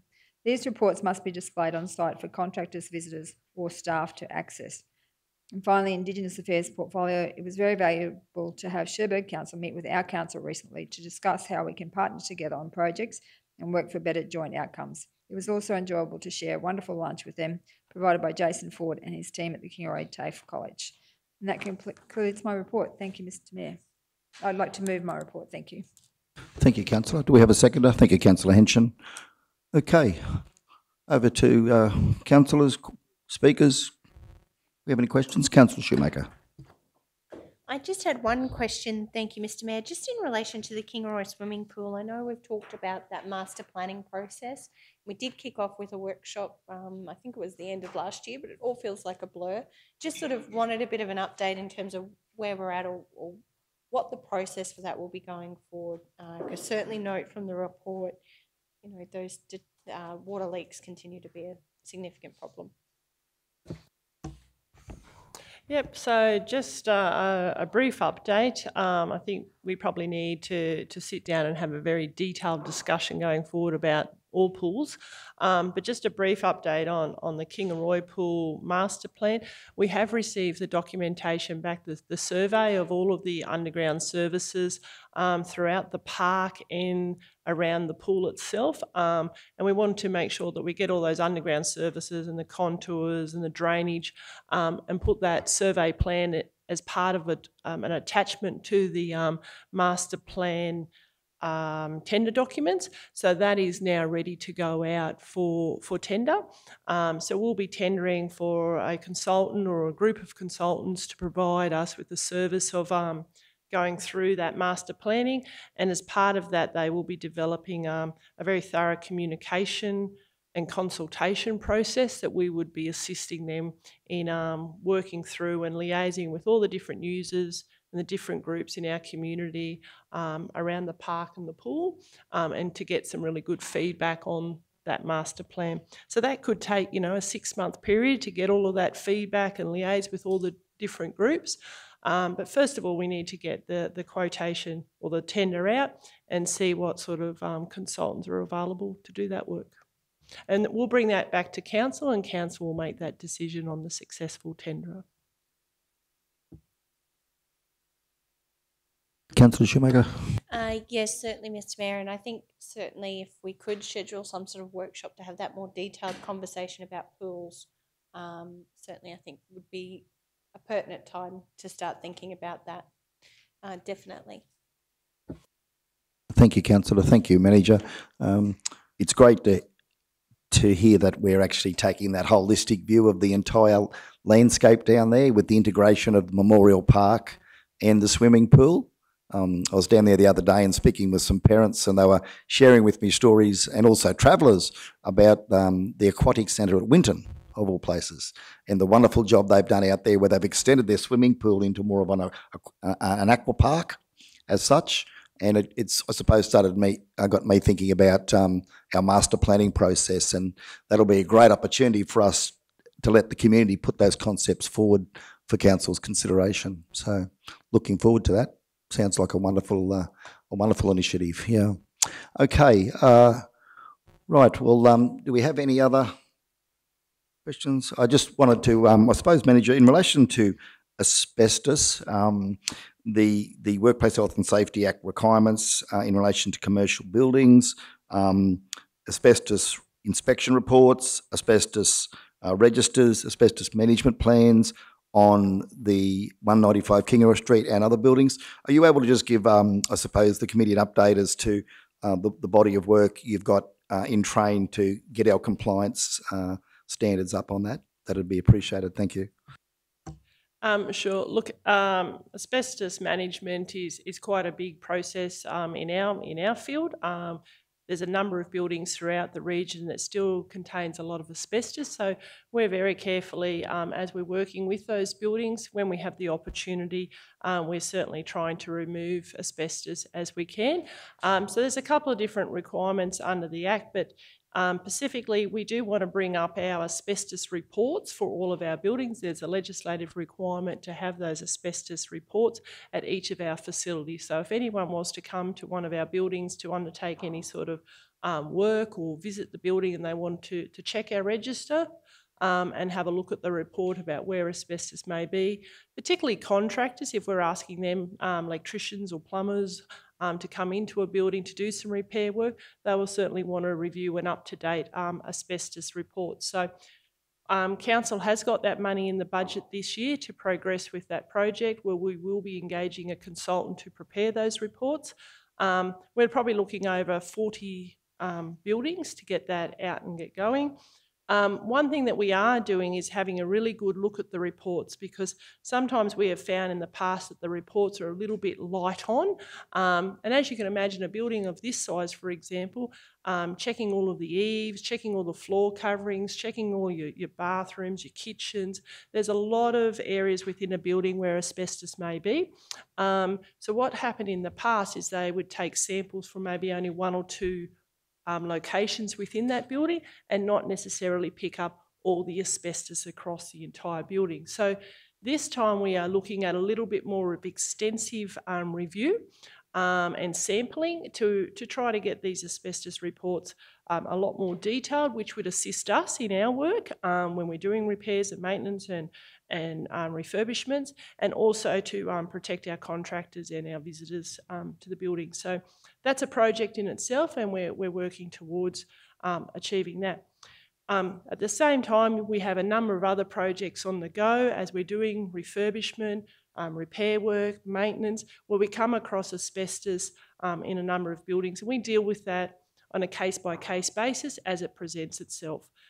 So you've got the more recent building, 195 Kingaroy Street. We've got the Murgan shops in Murgan there in the town hall. We've also got like the asbestos out in the ambulance garage out at the airport. So we deal with them one-on-one. So what the process is that we go through and get an inspection, we send those samples away, get an analysis report, and that analysis report will tell us what type of class of asbestos that we're dealing with, and then we put a plan in place to actually have it removed.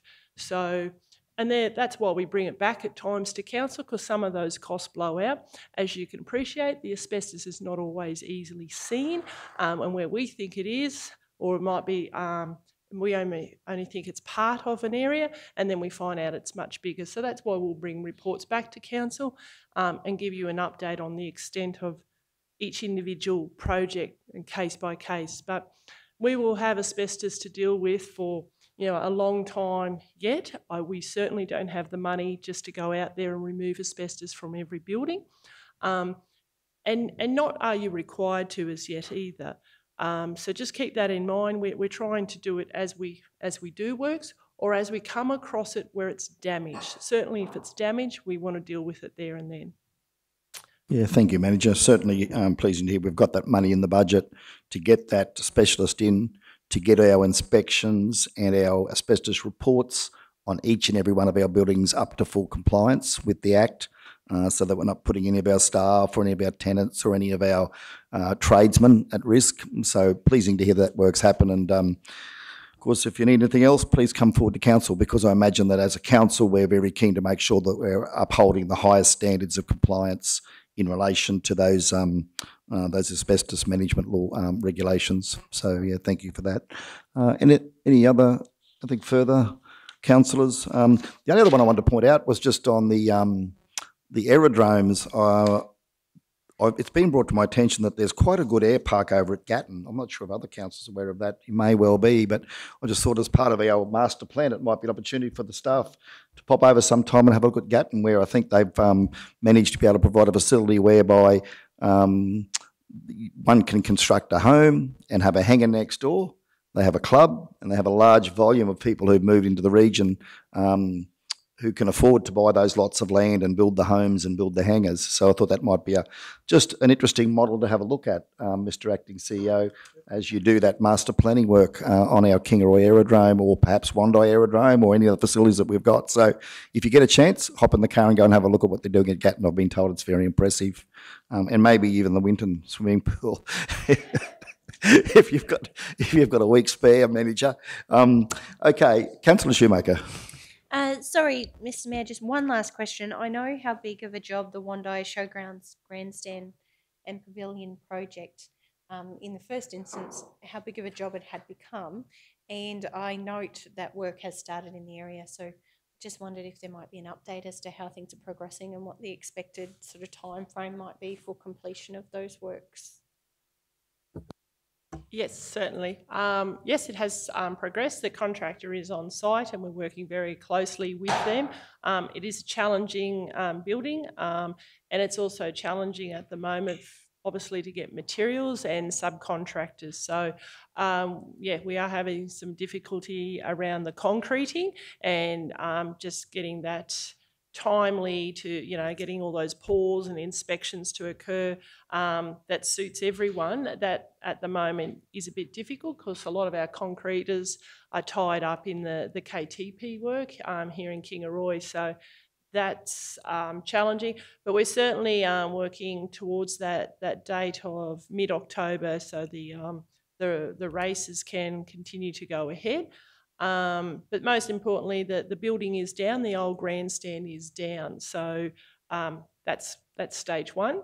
It's now the construction process for the pavilion as such, and get that up. While we were there on site this week, when they were doing some of the electrical, turning off the electricity to that building, they identified that there was an internal electricity post that was in very, very poor condition, that needed to be stabilised. That did occur, and that post will have to be replaced going forward. And we're working with the Wando Show Committee to actually get that happening. So we'll just work through that with the show committee and address that. So there's a few little challenges that you come across on any sort of project site, and you deal with them as you go forward. But at this stage, there's no real alarm to us that we're not going to meet our deadline. It's just working within those parameters and trying to just find alternative options of where we might get contractors or subcontractors from. Thank you, Councillor. Thank you, Manager. Okay, so we'll go to the vote. Those in favour? Carried unanimously. Thank you all. 9.2 is the Parks and Gardens update, at page 51. Welcome, Acting Manager Mark Watt. Thanks again, Mr Mayor.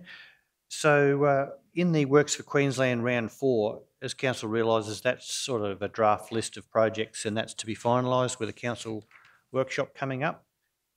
You would note that the Wanda Aerodrome perimeter fence is completed. If that project doesn't end up going into Works for Queensland, it'll be funded through other means, but obviously the preference would be to include it as part of that list of projects. It's a worthwhile one.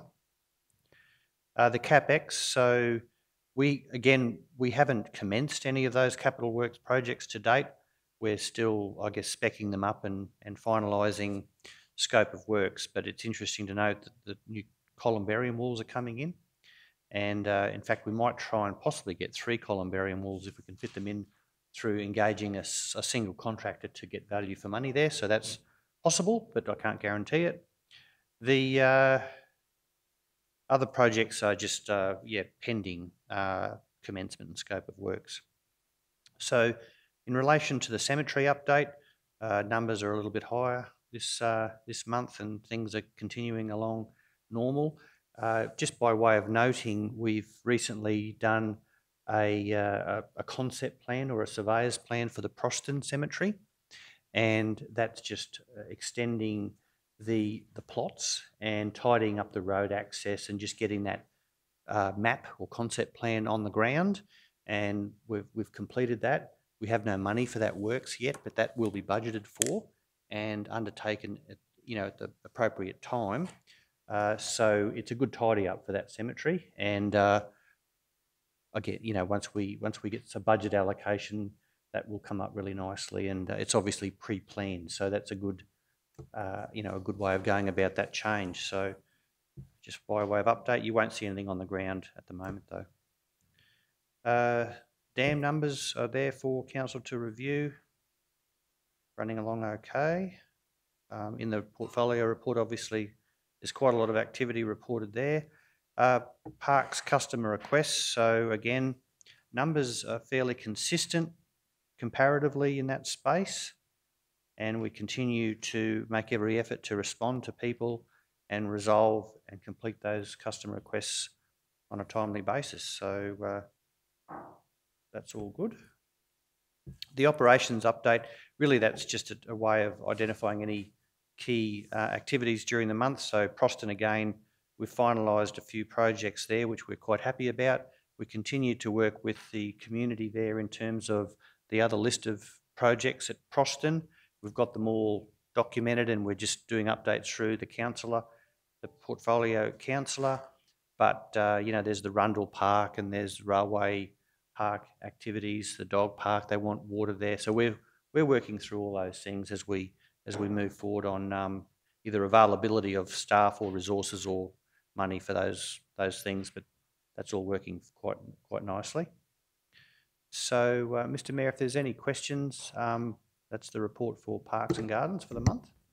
Thank you, Acting Manager. We'll just get the recommendation out that be received for information. Do we have a mover? Thank you, Councillor Jones. Second to Councillor Potter. Councillors, speakers, Councillor Duff. Thank you. Thank you, Mr. Mayor. Just wanted to congratulate the Parks and Gardens on the customer requests. Just fantastic to get such quick responses. So just pass the feedback on if you could to Lainey and the team. They're awesome. I just wanted to just a point in the report. We perhaps should change it from Yalakul to BPDM, course. because we're trying to keep that consistent marketing approach. Just Thank wanted you, councillor. to highlight that one. Thank you. Thank you, councillor. Manager,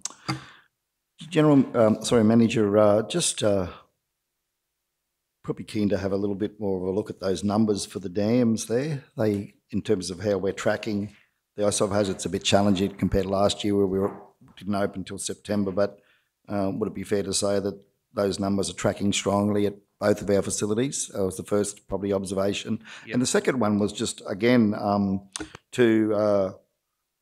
hearing a lot of good feedback across the region in terms of community feedback to share with the committee. I'm sure other councillors are hearing that too. We understand it works in part, that Parks and Gardens are a work in progress, but again, just want to congratulate you and your team. One only has to drive around through our towns and see the improvement. Now that the crew have had a bit of a break in the weather with the mowing, you can see where they've really turned their hand to improving the gardens. And just, they're really on top of quickly responding. It's not long before some growth appears and they're on there with the mowers. I submitted a customer request last week on a Sunday night. The staff were there Monday morning with the machinery doing the job.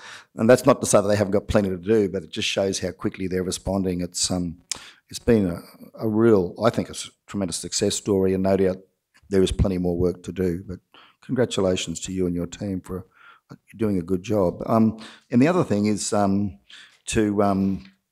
acknowledge the capital works that are being done, that have started particularly at Proston. So that's been excellent. Thank you. But yeah, the dam numbers, to your mind, they're travelling quite well, acting CEO? Thank you. Through you, Mr. Mayor. Probably just comment. I think Yalakul is doing extremely well. It seems to be held up. I do think, and while Boondoom is going on, it is a quiet time of the year, this first 3 months. So, but I do think the COVID impacts of the southern lockdowns, because we get out, particularly Boondoom, we get those visitors from the southern states that might come up and avoid the southern states for winter. So we haven't had that this season. So that's a potential impact on there. But yeah, certainly looking at the revenue coming through, Yalakul's tracking on budget. Boondooma is below, but we really haven't had any of how busy. We've got the school holidays that's coming up. So yeah, it's a hard time of year to tell because we really haven't had any of the peak times yet. So, but yeah, I think while caravanners, they're everywhere at the moment. We are missing out on those southern groups. So potentially, if the borders do open up, I do think we'll get another influx increase when that happens. Thank you, Mr. Acting CEO. Thank you, Manager. Sorry, Councillor Schumacher, did you have something to add? Thank you. Yes, thank you. I just wanted to pass on certainly my thanks and acknowledgement of the work that's been happening in our Parks and Gardens space. It was wonderful in Wanda yesterday, caught up with a couple of the workers who were part of the Parks and Gardens team, and it was great to have a conversation with them and just see the pride in the work that they're doing and the acknowledgement of how much of a difference having those extra resources and things on the ground has actually really made. So just wanted to acknowledge that. I actually took some photos. The gardens look absolutely beautiful around Wanda at the moment. So thank you very much for the work that's happened there. I also just wanted to acknowledge that Works for Queensland project with the basketball and soccer net at Proston. I went and had a look at that, and that's great. I think that's a great example of a purpose-built playground. It's actually talking to the community, acknowledging what kind of things that they would like to do in that space, and then delivering on that. And it's a absolutely swish job that's been done. I'm looking forward to taking my kids out, hopefully over the school holidays, for a game of basketball, because that's probably one of the best facilities I've seen in the South Burnett. And, I just think it's, for us as a council, really important that we continue having those conversations, continue picking up those ideas around who's actually really using these spaces and what are the things that they want to do in those spaces, and then building infrastructure or repurposing infrastructure to meet those needs. So this is a great example of that. The actual rehabilitation of the BMX track and new bollards for Proston. I know that's a real issue here in Kingaroy. The track's not had any maintenance done to it for a long time. And it just goes to show how, a small project like that can make a big difference.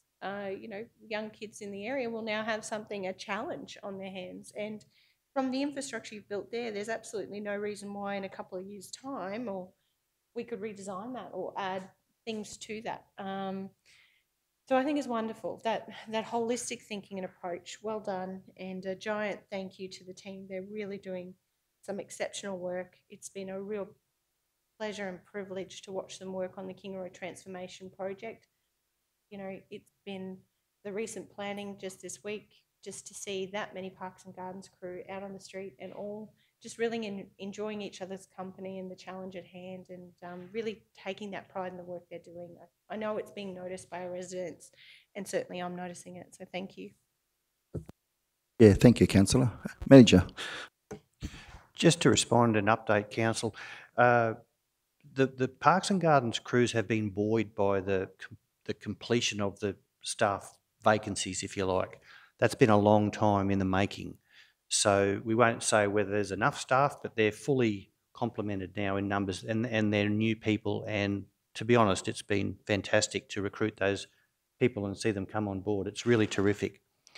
I would flag with the machinery and the changes to machinery this year that we've talked about, that hasn't hit the ground, and with COVID and other delays in producing those machines, I'm a little bit concerned about them hitting the ground and being ready for the summer season. So we need to watch that space really carefully. So I'll have to update you on that as we progress. Okay.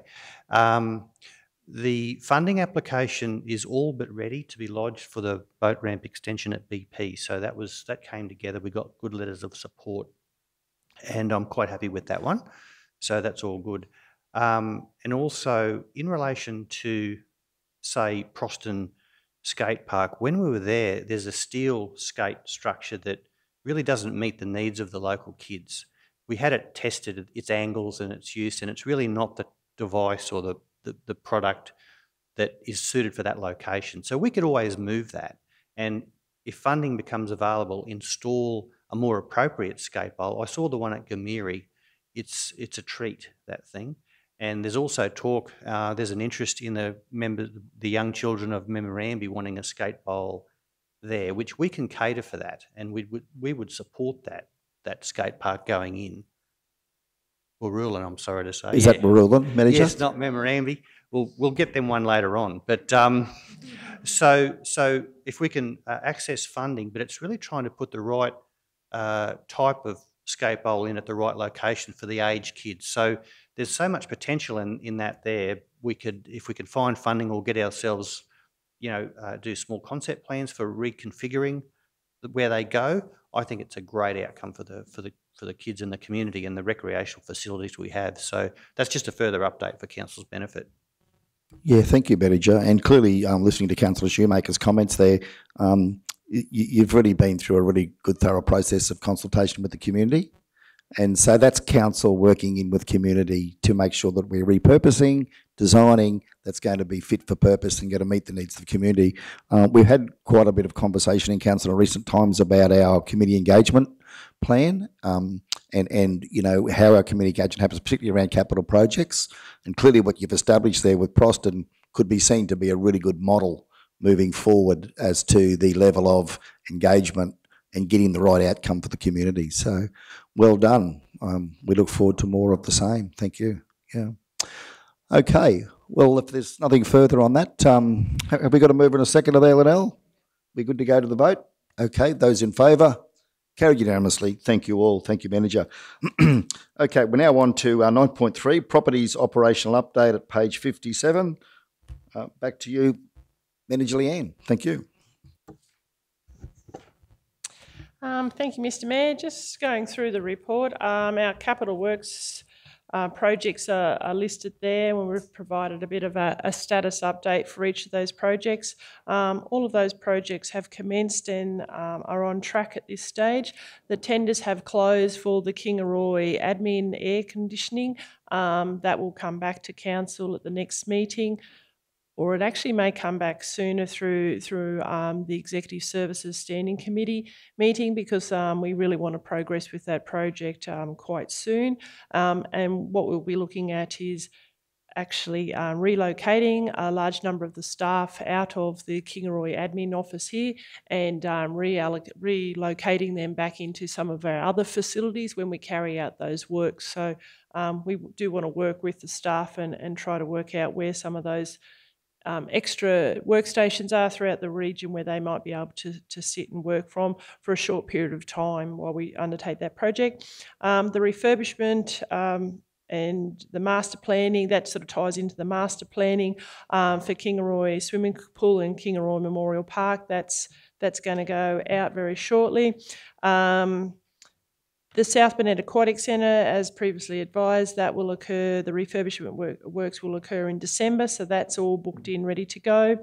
The Wanda Showgrounds have commenced. The Kingaroy CCT footage forecourt upgrade and office CCTV has been installed, and the Murgan shops asbestos removal. The quotations are being called, and we're also waiting on the outcome of the Works for Queensland discussion, so that's where that one would be funded from. Just an update on just general facility maintenance. We have got some other projects that are occurring, and that's Wanda and Murgan swimming pool leak detection. Those reports have come back, and that needs to be part of that workshop that Councillor Shoemaker was talking about. Let's bring all that information and explain to Council what's happening in each of those swimming pools. Bunduma and Homestead, we're still working through a number of outstanding works on the cabins and the big top structure out there, as well as working through some of the historical approvals or building approvals to get some of the restoration works on the Bunduma Homestead approved and progressed. And the Nango SES, well, there's some works that need to occur down there with some roof repairs and also some asbestos and removal from that facility as well.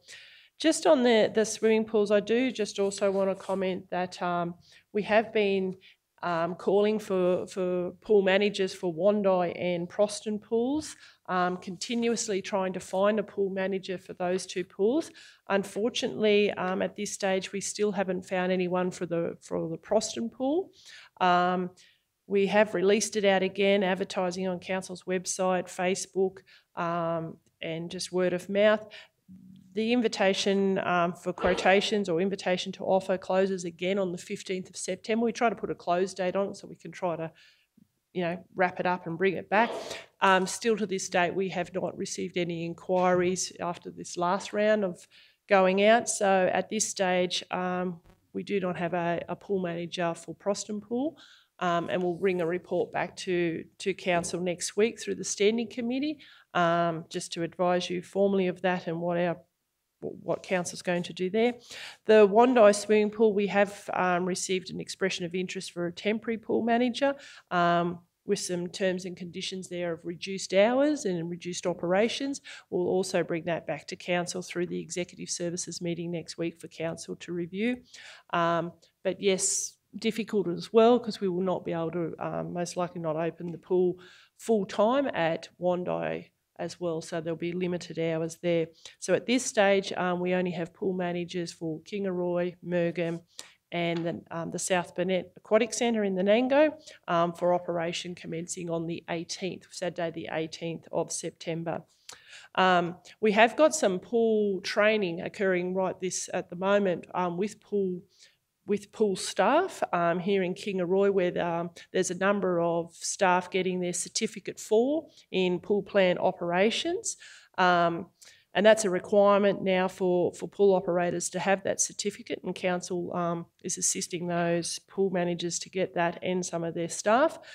One of the pieces of feedback from the industry is that COVID is certainly having an impact on pool managers and the reliability of employment in this industry, because when there's lockdowns, what generally happens is pools close.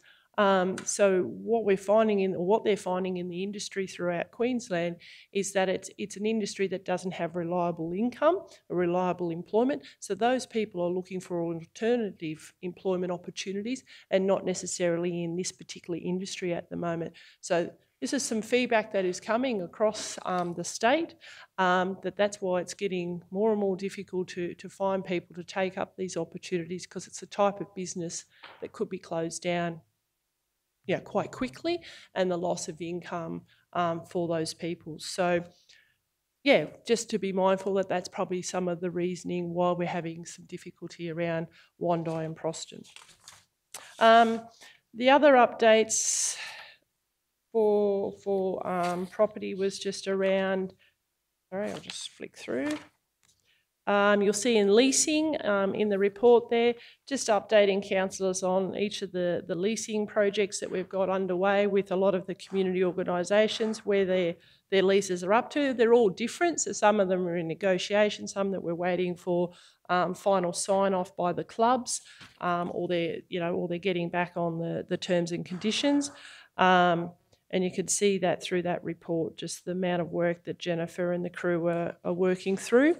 The land sales, there's a little bit more to update there. The real estate tender will go out next week, and also there'll be 2 reports coming back to the Executive Services Standing Committee next week on 2 parcels of land that we would like to go to tender on. And the final report is back on Pound Street land use study, that we had that study done. That is here as well. So we're keen to present that to council. So we're just liaising with the acting CEO to see if we can find a time in the council's schedule where we could have a small presentation on that report. You've also got the building asset management, which is ongoing works that we're working on as well. So thank you for the report. Thank you, Manager. Okay, the report's been presented for information. Do we have a mover? Thank you, Councillor Potter. Second, Councillor Duff.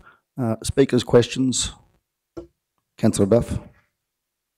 Thank you, Mr Mayor. I noticed that Council has provided the Bunyan Valley Landcare Group with a licence to occupy. Just wondering how the discussions are progressing with that group. I know they were very keen. Are they still as keen? And also just interested in an update with the licence to occupy to the Barambie United Soccer Club, because I know that's one that's been outstanding for a long time. If we could just have an update on those 2 groups. Thank you. So both of those are back with the group. So council has provided the Bunyan Valley Landcare Group with a trustee permit for the group, but they are required to meet and sign off on that agreement, and they haven't done that as yet. So we'll follow up and find out, but that's still with the group. The Barambie United Soccer, they've been provided with their lease, and we're just waiting on further feedback from them as well. Yeah. So we can follow up again. So what we do is send that out via email to them. And in that email, we certainly suggest if they'd like us to come along to a meeting, or if they'd like us to meet with the executive and just walk them through those particular agreements or licences, we're happy to do that. We just wait for the groups, because not all these groups operate on our timeframes. They may only be meeting once every quarter or once every month. So we sort of work in with them. So we'll follow up and just see what sort of assistance they need. Thank you, Manager. Are you comfortable with that, Councillor Duff? Thank you, Mr Mayor. I've just got one more question, just if that's okay. With the Kingaroy Street and Kelvin Street, we didn't get any tenders. Will that go now into the hands of the real estate agents, or what will happen with those 2?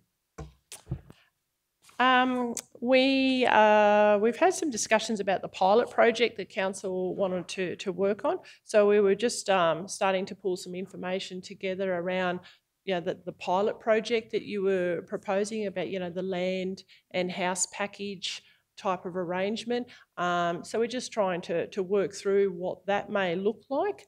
But certainly once we get the tender out for the appointment of the real estate agent, council can have a choice. You can either choose to put it on the open market with a real estate agent to market and try to sell, or if you'd like to consider it under your pilot project where you do that sort of build and land package, we'll call it that.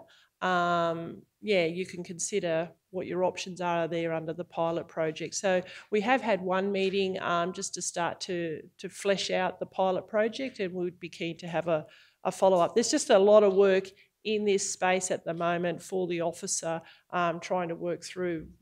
And yeah, you'll see a report later on in the confidential of some of the works that they have to do behind the scene, and why things do take a fair while to get it moving.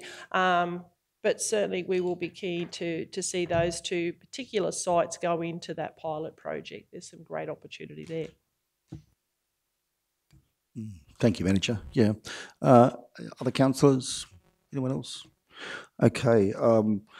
Yeah, thanks for the work that you've done there. As you said, with the leases, it's a lot of work going on. It's great to see that the Bramble Soccer Club are going to have a lease over their area, which will complete, I think, the sporting precinct down there for all the different users. And I know that the Timber Towners Sporting and Community Hub's now incorporated. Councillor Jones has been working down there with that group to get that happening, and they've, I think they're ready to roll. So I know they've got a lot of good things happening there in Blackbutt as well. Manager, if you wanted to reach out to them, they're probably keen to now commence discussions in relation to leasing the facilities there. Okay, so thank you very much. Well, if there's nothing further, we'll go to the vote. Those in favour, carried unanimously. Thank you all. Thank you, Manager. 9.4 is pressure cleaning of CBD footpaths. That's at page 62. Back to you, Acting Manager Watt. Thank you. Thank you, Mr. Mayor. So I will take you through the background on this one and then allude to some additional figures I obtained yesterday and the day before in relation to the eco-vac machines, which I hadn't, at the time of preparing the report, I didn't have that information. In fact, I only had two working days to put this report together, so it was, caught me off guard in terms of some of the background and whatnot. And I guess I was a bit concerned that I hadn't had an opportunity to discuss the approach more thoroughly with the infrastructure people and that working party that you've established under the operational plan. But excuses over, we'll just get into the report. So, we did talk about the eco-vac machines during the budget, and they were, I guess, prohibitive in cost and operating for the year. So that's the background there. The current service levels of the footpath cleaning program, we are underway with reviewing those, and they haven't been to council yet, and we've only had one meeting, and we've got new staff there in the infrastructure section, so that's just got going. And I guess this discussion somewhat overrides that process, but that's fine. We can still work through that. So if I can move down to the second page of the report and look at those summaries, what I did there was I obtained pricing for a trial. It's a trial process, which is fine. They were both local providers for that cleaning. The contractor is a hire and operator system, and they would rip around the main towns once per month for 6 months. That's what that figure's telling you there. And there's some advantages and disadvantages of that system. Again, I haven't discussed any of this with my infrastructure people who ultimately probably do this more than I do, but that's fine. We can, again, work through that. And the other one was a local hire price, which was obtained with a dry hire arrangement, and you would have to add on wages there as well. So, and in addition to those two prices, that's for a 6-month period. In addition, I have now got the pricing for the eco-vac device and, sorry, the street cleaner and the eco-vac machine, both on a tandem single trailer.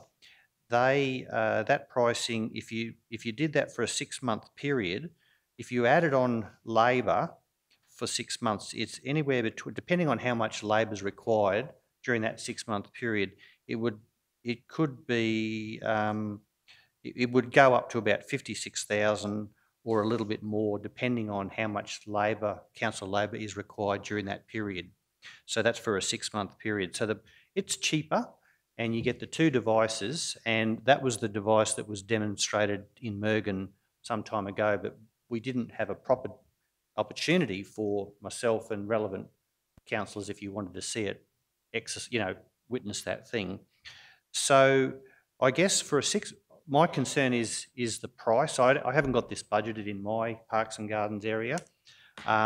Perhaps, and council may wish to, discuss the options, but perhaps we could scale back down the trial to, it could even be a 3 to 4 week trial.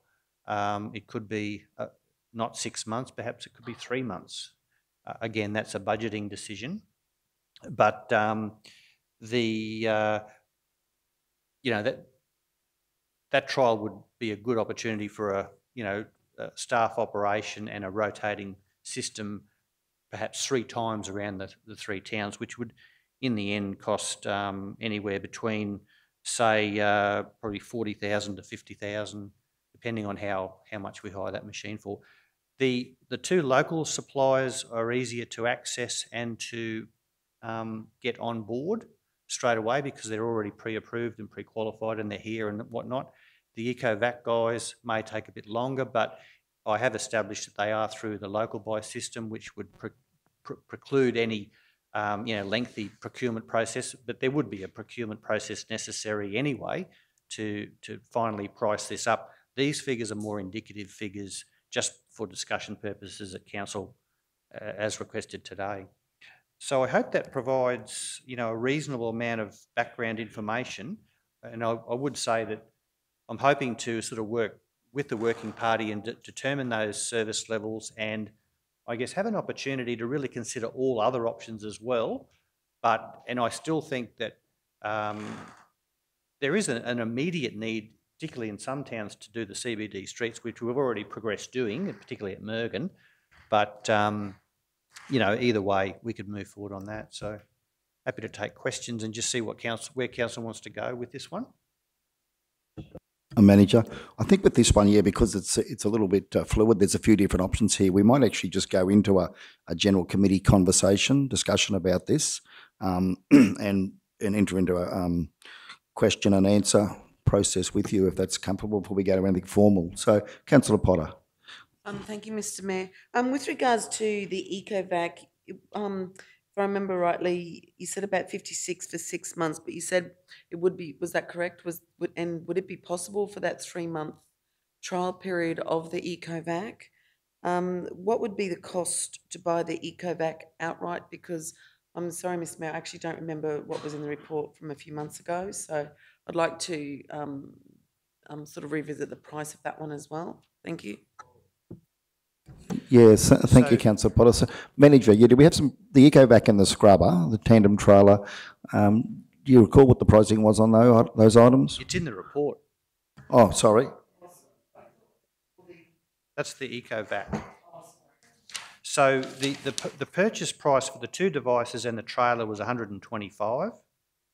And once we own those machines, when you look at internal plant hire and staff costs, and we don't have a utility to tow that trailer yet, it came in at about it was $155,000 to operate that for the year. Yeah, thank you, Manager. Yeah, thanks, Councillor. Okay, let's go around the room. Councillor Shoemaker. Yes, just my first question. So $155,000 to operate for the year, assuming 10 cleans, it says in the report. I was just trying to understand what we're currently actually spending on street cleaning. I thought it was 1 pressure clean a year for each major town. Yes? Yep. And so do we have an idea of what that was sort of costing us with labour and contractors, or were we contracting that, or was about 50,000? Yep.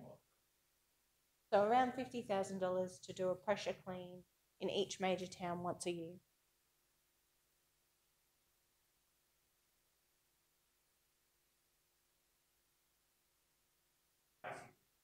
Proper clean. Yeah. Very similar to what we did in Murgan, just only a little while back when the footpath was really quite grubby and awful. We went and did a proper clean. Yep. Okay. So it's 155,000, and we didn't. So in your pros and cons here, I just wanted to check. So the first option for contractor, 1 clean per month in each major town using a scrubber sweeper. So that is they supply the equipment and the people. Yep. And option 2, we hire the equipment and we supply the people. But as you're saying, we don't have a utility at this point in time. No. Okay. And it's not currently budgeted for in the budget. Yeah, I think it's great. Like, my view is I know we have to set a service standard, and I think we're all on the same page with that. And certainly the work that you're doing with the working party to really determine what we have and what we're doing and what we could be doing, I think is really important. I certainly want to see the outcome. I know at the moment, just even where we've got the footpaths here in Kingaroy that have been redone, it's been amazing to see how much dirt and certainly spills and things end up on the footpath. Particularly, you notice it when it's brand new, and I imagine that's very similar to what's happened in Murgan, and I'm very mindful that Blackbutt's only a short way away. So I think we do have to be, it was almost my intent, whilst we couldn't afford it in the immediate budget, to start having these conversations and really put a package and a plan around what those service levels look like and how we might be able to plan for it in budgets. I'm never comfortable with making ad hoc decisions about money, and I would probably prefer, if we had that workshop that we've been meaning to have, but we've just all been so busy, to really unpack what we've done and where you are with the working group, to give you a little bit more time to bring those learnings and recommendations forward. Certainly, I've never cleaned the street before, so I trust the advice of the people who have. I'm a big believer in providing the equipment that they need, and my view is if the EcoVac is the most cost-efficient and timely way to do it, I'm fully supportive, but I'm not comfortable with sort of endorsing to buy that right now here today. I'd much rather see us really unpack this with a proper workshop, because I'm also mindful different levels of service will be required. The number of footpaths in Blackbutt, for instance, will be a lot less than the number of footpaths in Kingaroy. So I think we need to have all of the facts before us and, be working. I think we're all working on the same thing. It's just, we need to have the time to really unpack this properly. So I'm supportive of a proper workshop to go through the work that's been done and giving the team, that working party, a little bit more time to really bed down their learnings and what their recommendations are, so that we can come up with a solution that's going to work for us, something that is sustainable. I would worry sort of agreeing to something here today might not be sustainable and could not necessarily setting us up for success. So I appreciate the report and that it's front of hand, front of mind, because I know it's very important to our residents. Thank you. Thank you, Councillor. Other councillors? Councillor Duff, I think you were next. Yes. Thank you, Mr. Mayor. Yeah, I agree with what Councillor Shoemaker has said. Just, I'm keen to, as Acting Manager Mark said, we haven't seen those machines. So I wanted to move a motion that we actually get the machines and actually have a demonstration of the litter vac and the pavement scrubber, similar to what before we purchased the Rackus machine, we had a demonstration. I'd like the councillors and the staff to see that. I'd also like to see a demonstration of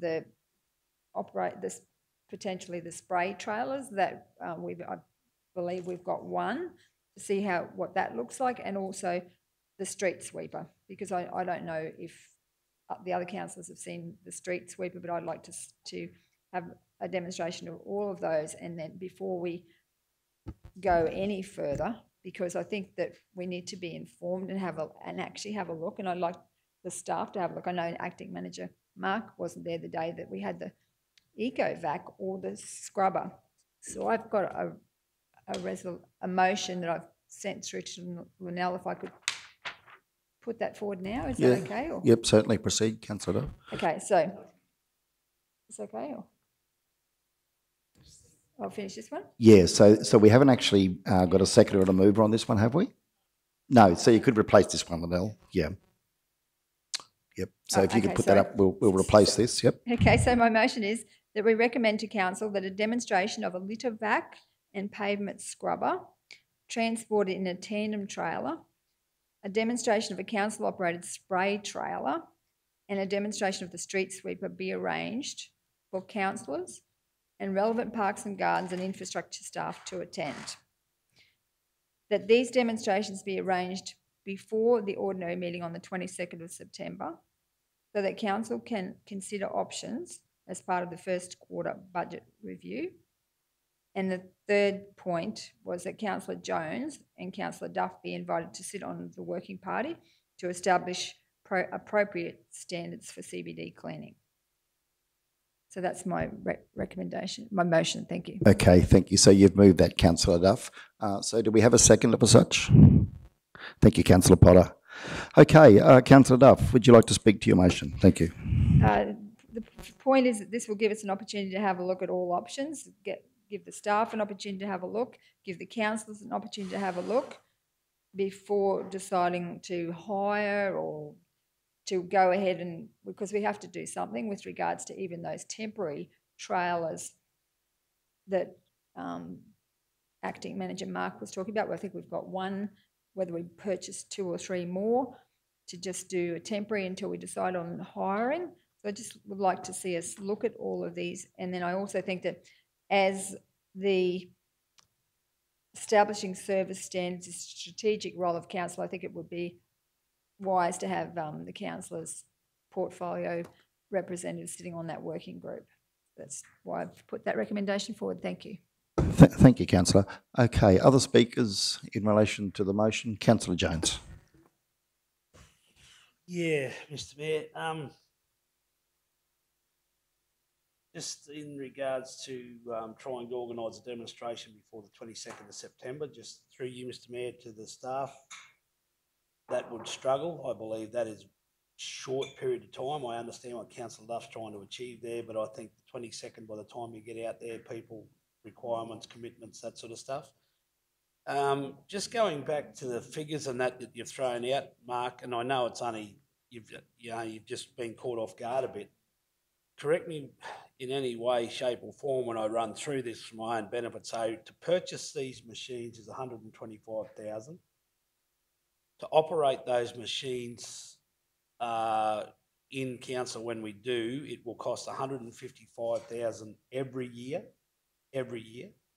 So compared to a contractor that can supply the same things, and I can see that the disadvantage is costly and not budgeted, working party hasn't devised appropriate standards for CBD cleaning, that'll come to a total of about $130,000 a year ongoing. So I would like to, I understand Councillor Duff, and I don't disagree with the fact that we need to have a demonstration in regards to these machines in some way, shape or form, whether we go with contractors or whether we buy our own, to make sure that they are the right equipment for what we need and what we're trying to achieve. But again, $155,000 after we purchase the machines to operate it annually every single year. So therefore it's above what a contractor would cost us, with the flexibility to say that we only want to, instead of having 10 cleans, because 10 cleans might be more than what we require, we could only need 6 or 8. So that has a flexibility there. So there is benefits there in that particular thing. So again, Councillor Shoemaker's comments, I can't commit to making any decision here. I'm certainly leaning towards a contracted proposal there on those figures, but I'm also willing to support Councillor Duff to organise a demonstration to make sure that that equipment is the right equipment for what we need going forward. But I do question the time period that's been put up there on the 22nd of September, whether or not you can complete that and get that justifiably happening. So just some of my concerns around that. Yeah. Thank you, Councillor. Manager Watt, are you able to address the concern in relation to the time frame to get an eco-vac and a scrubber up to demonstrate before the 22nd of September?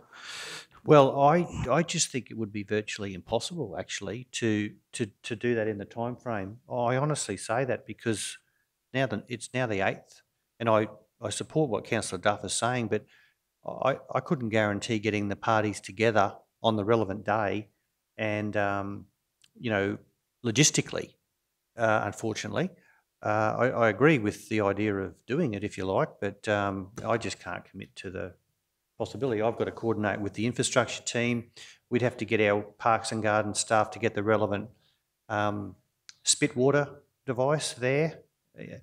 councillors would have to wear safety equipment. You might not have any, I'm not sure, anyway. But I think just the time frame is a little bit tight for me, and I'd like to be able to say I'd like to commit and achieve it, but I probably need to contact the suppliers to verify that. Maybe you could provide a window of dates, or as soon as possible, but no later than or something. But that's all I'm saying. Thank you, Manager. I'd like to go to our acting CEO now for your thoughts. Yeah, no, I certainly concur with the comments from Manager Watt that the time frame might be a bit tight. I certainly think you could put as a priority. I also think potentially just understand that it wouldn't necessarily be a day where you'd have all three. Like if we could, the street sweeper comes down Kingaroy Street on Friday morning, we can advise councillors the street sweeper's been on Friday morning, please get out and inspect at your own time. We could say the parks guys have done the Murgan footpath with the spray thing. We can probably do some some of that and just say this section was done on Friday afternoon or something. So those internal demonstrations I think would potentially be easier to work in with our work program and advise councillors that this has happened, so you can do that. So it would be a matter of working with the EcoVac guy to get those machines and get that up. And it would be good actually to see a good demonstration of that. And for me, even things like how far, what country it can cover in a day. So when we're working out our program, he has weekly hire. If we hired it for 2 weeks, will that get over the whole region? Like Kingaroy, will that take 2 or 3 days to complete, and then go 2 days? Like your Proston, how long will we actually need to complete one round? So once we've got that, so I think it's certainly a good idea if we can get those trials, and then we can really, particularly with a machine like that, cost that down. We know we can get over it in half a time, so it'll only be half a staff member they can, or it's going to take a full-time staff member. If it takes 3 weeks to get across all the CBDs, you start again, because some CBDs will need different time frames. So yeah, certainly support the idea of getting a demonstrations, but just probably a few suggestions on how we could manage that a little bit more operationally. Thank you, Mr. Acting CEO. Councillor Henshin. Thank you, Mr. Mayor. Yeah, look, I think the time frame, like we're talking 2 weeks, I think there's a lot of work got to be done in this space. As Councillor Jones alluded to, if we were to purchase 125 plus 155, you're talking $280,000, and we look at the contracting and the hiring rates there, I think there's a fair bit of work to do in this space. October, may that not even suit either. I can recall the last time the sweeper was in Murgan, all us councillors weren't available to go and watch that, and apparently by all reports it worked fantastically. So I'm very supportive of certainly having a workshop and demonstration, that's for sure, but I think we start to work on this. We've got a bit of work to do in this space, and I'm certainly supportive of it. But and if that doesn't happen in October, and just throw a blanket over October, I think there's quite a few of us got some fairly big commitments in October as well. So yeah, leave it in the hands of our capable staff. Thank you, Councillor Henshin. Councillor Shoemaker.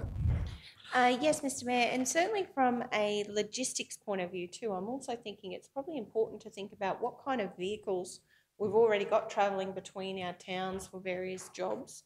And I think collaboration between the Parks and Gardens and the infrastructure team will be paramount in this project to really find what is the most cost-efficient way to transport any equipment around the town. And, what would that consistent works program look like in consideration for your existing maintenance? I just think about things like that street sweeper coming through town at various times. You would want to line up, I imagine, different pieces of equipment at the same time. So yeah, I can understand the logistics of a program like this really will require collaboration and really thinking about what kind of vehicles and activities are already happening and how we might be able to maximise those, I guess, is always front of mind for me. But fully supportive of going ahead with some demonstrations, and I think it's really important that the staff and the people who will actually be using this equipment be involved in that process. And, you know, if there's an opportunity for them within the health and safety guidelines to actually have a go at using it, or, you know, so we can take their recommendations or feedback, I always would be welcome to their views on this program. So I think Councillor Jones and Councillor Duff working together on the working party will be very important, so that both teams are collaborating, and certainly from Council's insight, it's forefront of our corporate plan, and I think it's important that we push forward and see what we can do. But I am very mindful of embedding something that is sustainable, that is cost efficient, and delivers the outcome that we want, and that will mean taking the appropriate amount of time to do so. And I do think in that budget period, when we identified that some of the work had been done, we had sort of all come to the agreement that we just really didn't have the time to unpack it to a full extent. And a change in service delivery, of course, does impact on our operational costs, so it should not be done without due consideration. So I look forward to what comes back from this. I am supportive of Councillor Duff's recommendation, but I do think that demonstration period, maybe if we can just change the date around that so that it works for our team, I think that would be great. Thank you, Councillor. Councillor Froloff. Thank you, Mayor. Yes, I'm supportive of also Councillor Duff's recommendation, but yeah, I'd like to have a look at the demonstrations first, this equipment demonstrated first, and with the crews that would be using this equipment, and also to put out further. 22nd of September is too short for us to try and work on this. But last week I went around Nanango delivering pamphlets, flyers to all the businesses about cleaning the footpaths and that, and I think it's going to go around to all the towns, so you'll get the chance to go around. So yeah, I'm happy with it, just needs to be put out a bit further than September. Councillor Duff, having listened to the views of the committee, it seems as though there's general consensus in supporting your motion other than the dates. And just speaking with Acting CEO around your thoughts as to changing item 2 so that it says that these demonstrations be arranged as soon as practicable with a view to bringing a further report to the October Standing Committee meeting, if possible. That way, we're just leaving a little bit open. We're still trying to get something to the October meeting. That may be able to happen, may not. But are you comfortable with that change to the motion? Thank you, Mr Mayor. Yes, I am. Thank you, Councillor. Councillor Potter as a seconder? Yes, Mr Mayor, I'm comfortable. Might just get that on the screen and then we can go back to councillors for their views on that. So as soon as practicable, yeah, with a view to bringing a further report to the October Standing Committee meeting, if possible. Yeah. So depending on availability of staff and councillors. And it was good to see, I think you've got in there that Parks and Gardens and infrastructure staff are invited to attend. As Councillor Shoemaker pointed out, it's very important that they have input into whatever we choose to do here. It's going to work for them being the people on the ground. So, okay, so if you're happy with that, Councillor Duff, we'll now ask for speakers for or against on that one. Councillor Jones? Yeah, just one more quick question through you, Mr Mayor, to Acting GM Mark. That 155 a year, and keeping in mind that you said that you haven't got a vehicle to tow these trailers around, does that include the costs of a vehicle? That's all inclusive for 155. So as we currently sit, and what we're looking at is 155 to 130 compared to a contractor, with the flexibility of a contractor, yeah. And just in saying that, certainly by all means, fully support the staff coming along, but as we sit, there's no guarantee that we will purchase it. It might be the best option to have contractors come in, so all around it, but it doesn't hurt to have people pre-warned and pre-armed. Yep, fully support the motion that's in front of us now. Thank you, Councillor Jones. Manager. Just the 155 was a budgeting figure with 10 cleans per year. That's probably more than you need. So I fully funded that to maximise or to have it at the upper scale of works. Like you said, you may only do it 5 or 6 times. So it's fully funded in that period with the ute and the 2 devices with the trailer and the employee. So that was just for budgeting discussions. And yeah, hopefully that answers your question. Yep. Thank you, Manager. It might be that heavily utilised CBDs such as Kingaroy could from time to time require additional cleaning, particularly when we're going to have, you know, a state-of-the-art facility there. And some of the other towns, Proston, for example, might not need it every month. They might only need it every 3 months or something. So, yeah, that's effectively your point, I suppose, is it? Yeah. Okay, very good. Councillor Shoemaker. Yes, just in thinking about that conversation and a little bit further, I think some sort of review process will be very important too with whatever we decide. I think it will be very important that we don't just set something and then just forget.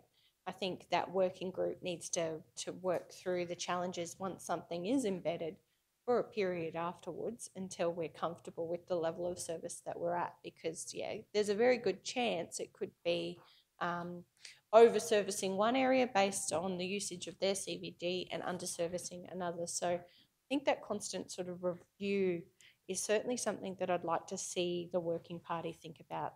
What kind of quality assurance framework they might be able to put in place with their current practices already. It means somebody's checking and monitoring how long that clean's kind of lasting, and you know, how far, almost like we stretch our assets, how far can we stretch it to get the best cost benefit from that process. So yeah, I think that constant review and learning should be at the forefront of the working group's minds. Thank you. Yeah, that's just in relation to Councillor Shoemaker's point there, Mr. Acting CEO. The terms of reference, the scope of work for the working party, are we able to establish that so that it just doesn't get us to the point where we've got a program in place, but that the working party stays in place and continues to monitor the effectiveness and report back, review what's happening? That could take perhaps, you know, another period of time, 12 months after the program's implemented. Is that something that we can do as an ongoing review process? Yeah, I think it's really just good practice and good governance to continue with that. Hopefully it'll be an easy job, and everything's the feedback from the community will probably guide the group as well. But yeah, I think Councillor Shoemaker's a good point. We could potentially go to over servicing, so we just need to be comfortable as a group that we are actually have that balance right as far as cost versus service standards. So yeah, I don't think it is a set and forget. It is something that's going to have to be reviewed, and obviously each budget you do that review. So no. That's excellent. Thank you, Mr. Acting CEO. Councillor Henson. Thank you, Mr. Mayor. Could I just bring to the table that it states here like a list of towns with CBD footpaths, but it also perhaps be noted that rather than segregate towns, that perhaps, as Acting Manager Mark has stated, there may not need to be 10 cleans done across the towns listed, but in the event of a village or a town that's not on that list, it might have a function coming up there at 100-year centenary or something where that piece of equipment might be able to be utilised for a particular event in a particular town that's not necessarily listed. I think if we list towns, we are creating perhaps a possibility for a bit of division where this piece of equipment or this facility can be utilised a little bit more if there is a special circumstance in a town that's holding a special function, for argument's sake. So I think that needs to be noted as well. Yeah, that's a really good point. Thank you, Councillor Henson. Yeah, we have that flexibility to accommodate all of our communities. Yeah. Okay, anyone else want to add anything further? We'll go back to Councillor Duff for right of reply. Thank you, Mr. Mayor. I think I've got the support of the council team. I'm really keen to see this rolled out, and I love the day that we can say we're over servicing the footpaths. Thank you. Our accounting staff might pull you back into line there, Councillor Duff. Okay, well, let's go to the vote on this. Those in favour, carried unanimously. Thank you all. Okay, we're now up to 9.5, which is a day at the dam, 20 November 2021 at 64. Mr Acting CEO. Yeah, through you, Mr Mayor. So this is follow on. We had people remember we had a concert last year out of Bioki Peterson Dam, very successful. Was heavily impacted by the COVID restrictions at the time as far as the number of ticket sales and that, but it was, I would say, probably one of the first concerts around the state. Actually, communities actually got it, and we're in that unique position that we have got a facility such as the dam. You can social distance a lot easier. So yeah, we have been approached by the a management team to bring some touring, high profile touring artists, and they would partner like they did last time with local artists, looking at a music concert. Details are so this is what we're just trying to establish. We've had their first approach, so we're just trying to look at, you know, the profit sharing models, what the expectations on council and would be. So yeah, that's hence the recommendation that we support in principle undertaking the event. The previous event was certainly covered costs, and we the dam does a roaring trade, bursting with accommodation, and the kiosk does a roaring trade at those times. So there's certainly return for council in those spin-offs as well as a reputation that we get from the visitations.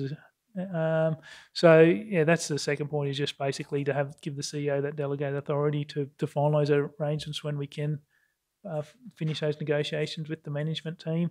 The date, it had been flagged for 20th of November. It may not necessarily be that date. So again, those just need to be finalised. Murgan Rotary, big supporters last time, so it's getting all those players together and organising something. But yeah, the recommendations that we do receive was very well received last time, the event.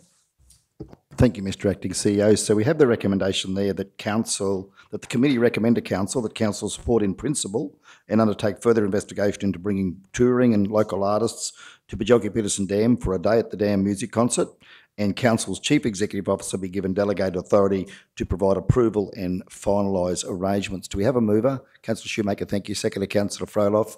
Speakers, Councillor Potter, thank you. Yeah, thank you. Look, that would be great to see. I'm afraid I'm busy that weekend because I've got creative recovery training along, I think, with Councillor Shoemaker, so we're both unavailable. But look, I really am supportive of something along these lines because I think our community needs something like this. Councillor Duff. Thank you, Mr Mayor. I'm very supportive of it too. Last time they had it was amazing. The backdrop with the BP Dam and the outdoor setting was just magnificent. Troy Casadali was the guest, the main guest, and it was amazing. They were sold out to capacity pretty much within no time at all. Just really keen to see it happen, particularly on the back of the fact that the Rotary Club are not running the Murgan Music Muster, so it would be something that I think the community needs. Thank you. Councillor Shoemaker. Yes, I'm fully supportive of this. I think it's an absolutely wonderful initiative, and I think arts and culture in our community is very important for our residents, but certainly from a tourism point of view, I think the more events or opportunities to really diversify what kind of things happen at our dams is really important. It brings a different visitor to the area, but it also enables something for families to do on a weekend. So I think that's great. Councillor Potter, I'm more than happy for you to drive me after the training and then drive me home. So I think we'll be able to squeeze it in somehow, but I just think it's a wonderful initiative, and a huge kudos to the Murgan Rotary Club and certainly the managers of the dam, who I know just pour their heart and soul into things like this for our community. So no, thank you, my full support. And I look forward to what comes back from the CEO in terms of any further support we may be able to provide for this event. Thank you. Hey, anything further? Councillor Jones. Yeah, thanks, Mr Mayor. Just quickly, this just goes on top of the little fishing comp that the council support as well.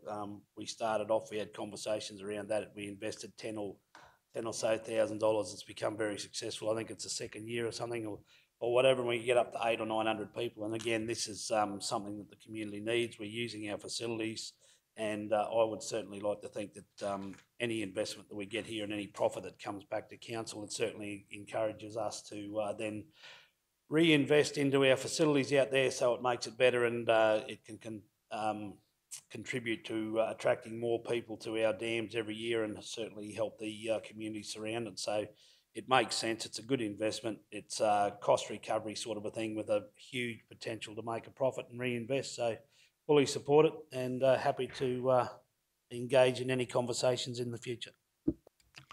Okay, shall we go to the vote? Those in favour? Carried unanimously. Thank you all.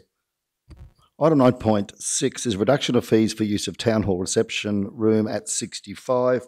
Mr Acting CEO, thank you.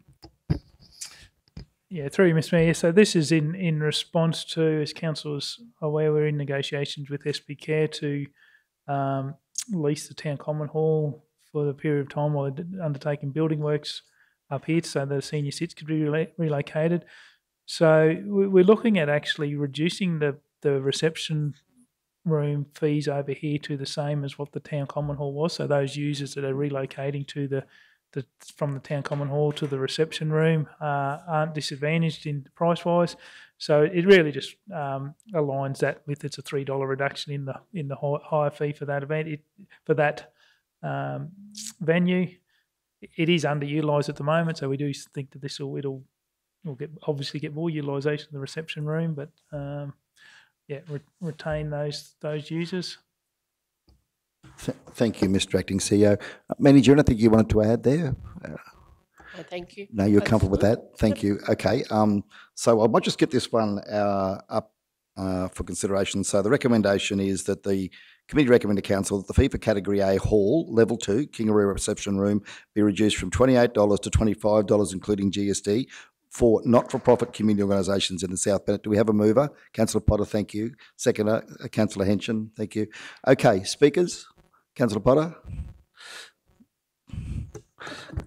Look, I'm fully supportive of this. I think because of what some of these community groups are going through, Councillor Shoemaker and myself, along with General Manager O'May and Jennifer from Properties, went and spoke to one of the groups, that the craft group there, Rinda Craft Group, on Monday. So, look, I'm very supportive of this, and I think anything we can do for our community groups to help them with this transition is good. Thank you. Acting CEO, anything further to add? No? Shall we go to the vote? Those in favour? Carried unanimously. Thank you all. 9.7 is lease Covey Social Club Incorporated. That's at page 67. And Manager, would you like to run us through this one? Thank you. Yep, this has been a little while coming, but we've got here the Covey community have formed a new incorporated group. They're keen to lease the facility out there. It is a small hall. We've been in discussions with also the Covey Creek Rural Fire Brigade. They are also very keen to utilise this facility for their meetings and training, and they're happy to work in with the Covey Social Club. So we're just offering them a new lease, and off they go. They'll be happy to get up and get going again. Thank you, Manager. So your recommendation is that the committee recommend to council that council enter into a trustee lease with the Covey Social Club Incorporated for Lot 2 on SP 254545. Do we have a mover? Thank you, Councillor Duff. Second to Councillor Jones. Speakers? Councillor Henson. Thank you, Mr Mayor. Yeah, look, this has been a work in progress for a long, long time, and Councillor Duff will reiterate that because it goes back way too far. So this is a great result for the people in Covey, and they can move forward with this lease and their social club, because they desperately needed something to happen there. And yeah, let's hope that they can move forward and be progressive in this lease and arrangement. So well done to the team and the people of Covey to finally get what they've been working on for quite some time. Thank you, Councillor Henson. Councillor Shoemaker. Yes, absolutely fully supportive. I think particularly for areas like this, space where community can come together is really important. I just had a question in relation to the term trustee lease and the agreement that might go with this, just trying to understand. I recognise it's at the same $75 per year that we charge to community groups. So just want to understand, will the Covey group be maintaining the facility under that? Yes, and the trustee lease is the same as every other lease that we issue. It's the word trustee. I just wanted to check it's not sort of tied up in some sort of arrangement like some of our older historical halls may have been. Yep, we hold it in trustee. Yep, so we will offer them a trustee lease. Yep. And in terms of their obligations, yeah, very similar to the other obligations for community organisations. They will be responsible for minor maintenance on the facility and all sort of the running costs, the outgoing, so the electricity costs, bin collection, all of those sorts of things. They probably don't have bin collection there, but all of those sort of outgoing costs will be the responsibility of that group. You'll see in the lease, in the map there, they've got a little bit of land around that facility as well, and they'll be responsible for maintaining the site as well as the building.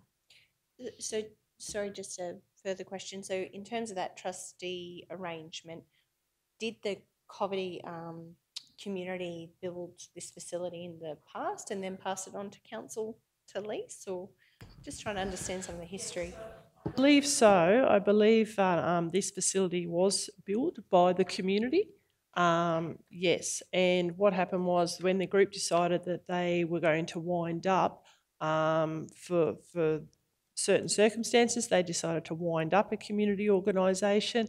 Then the lease or the trusteeship was handed back to us in the facility, and now we're going to enter into a lease with the new incorporated group.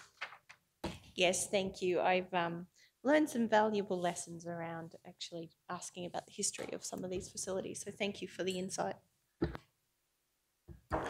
All right, Councillor Duff.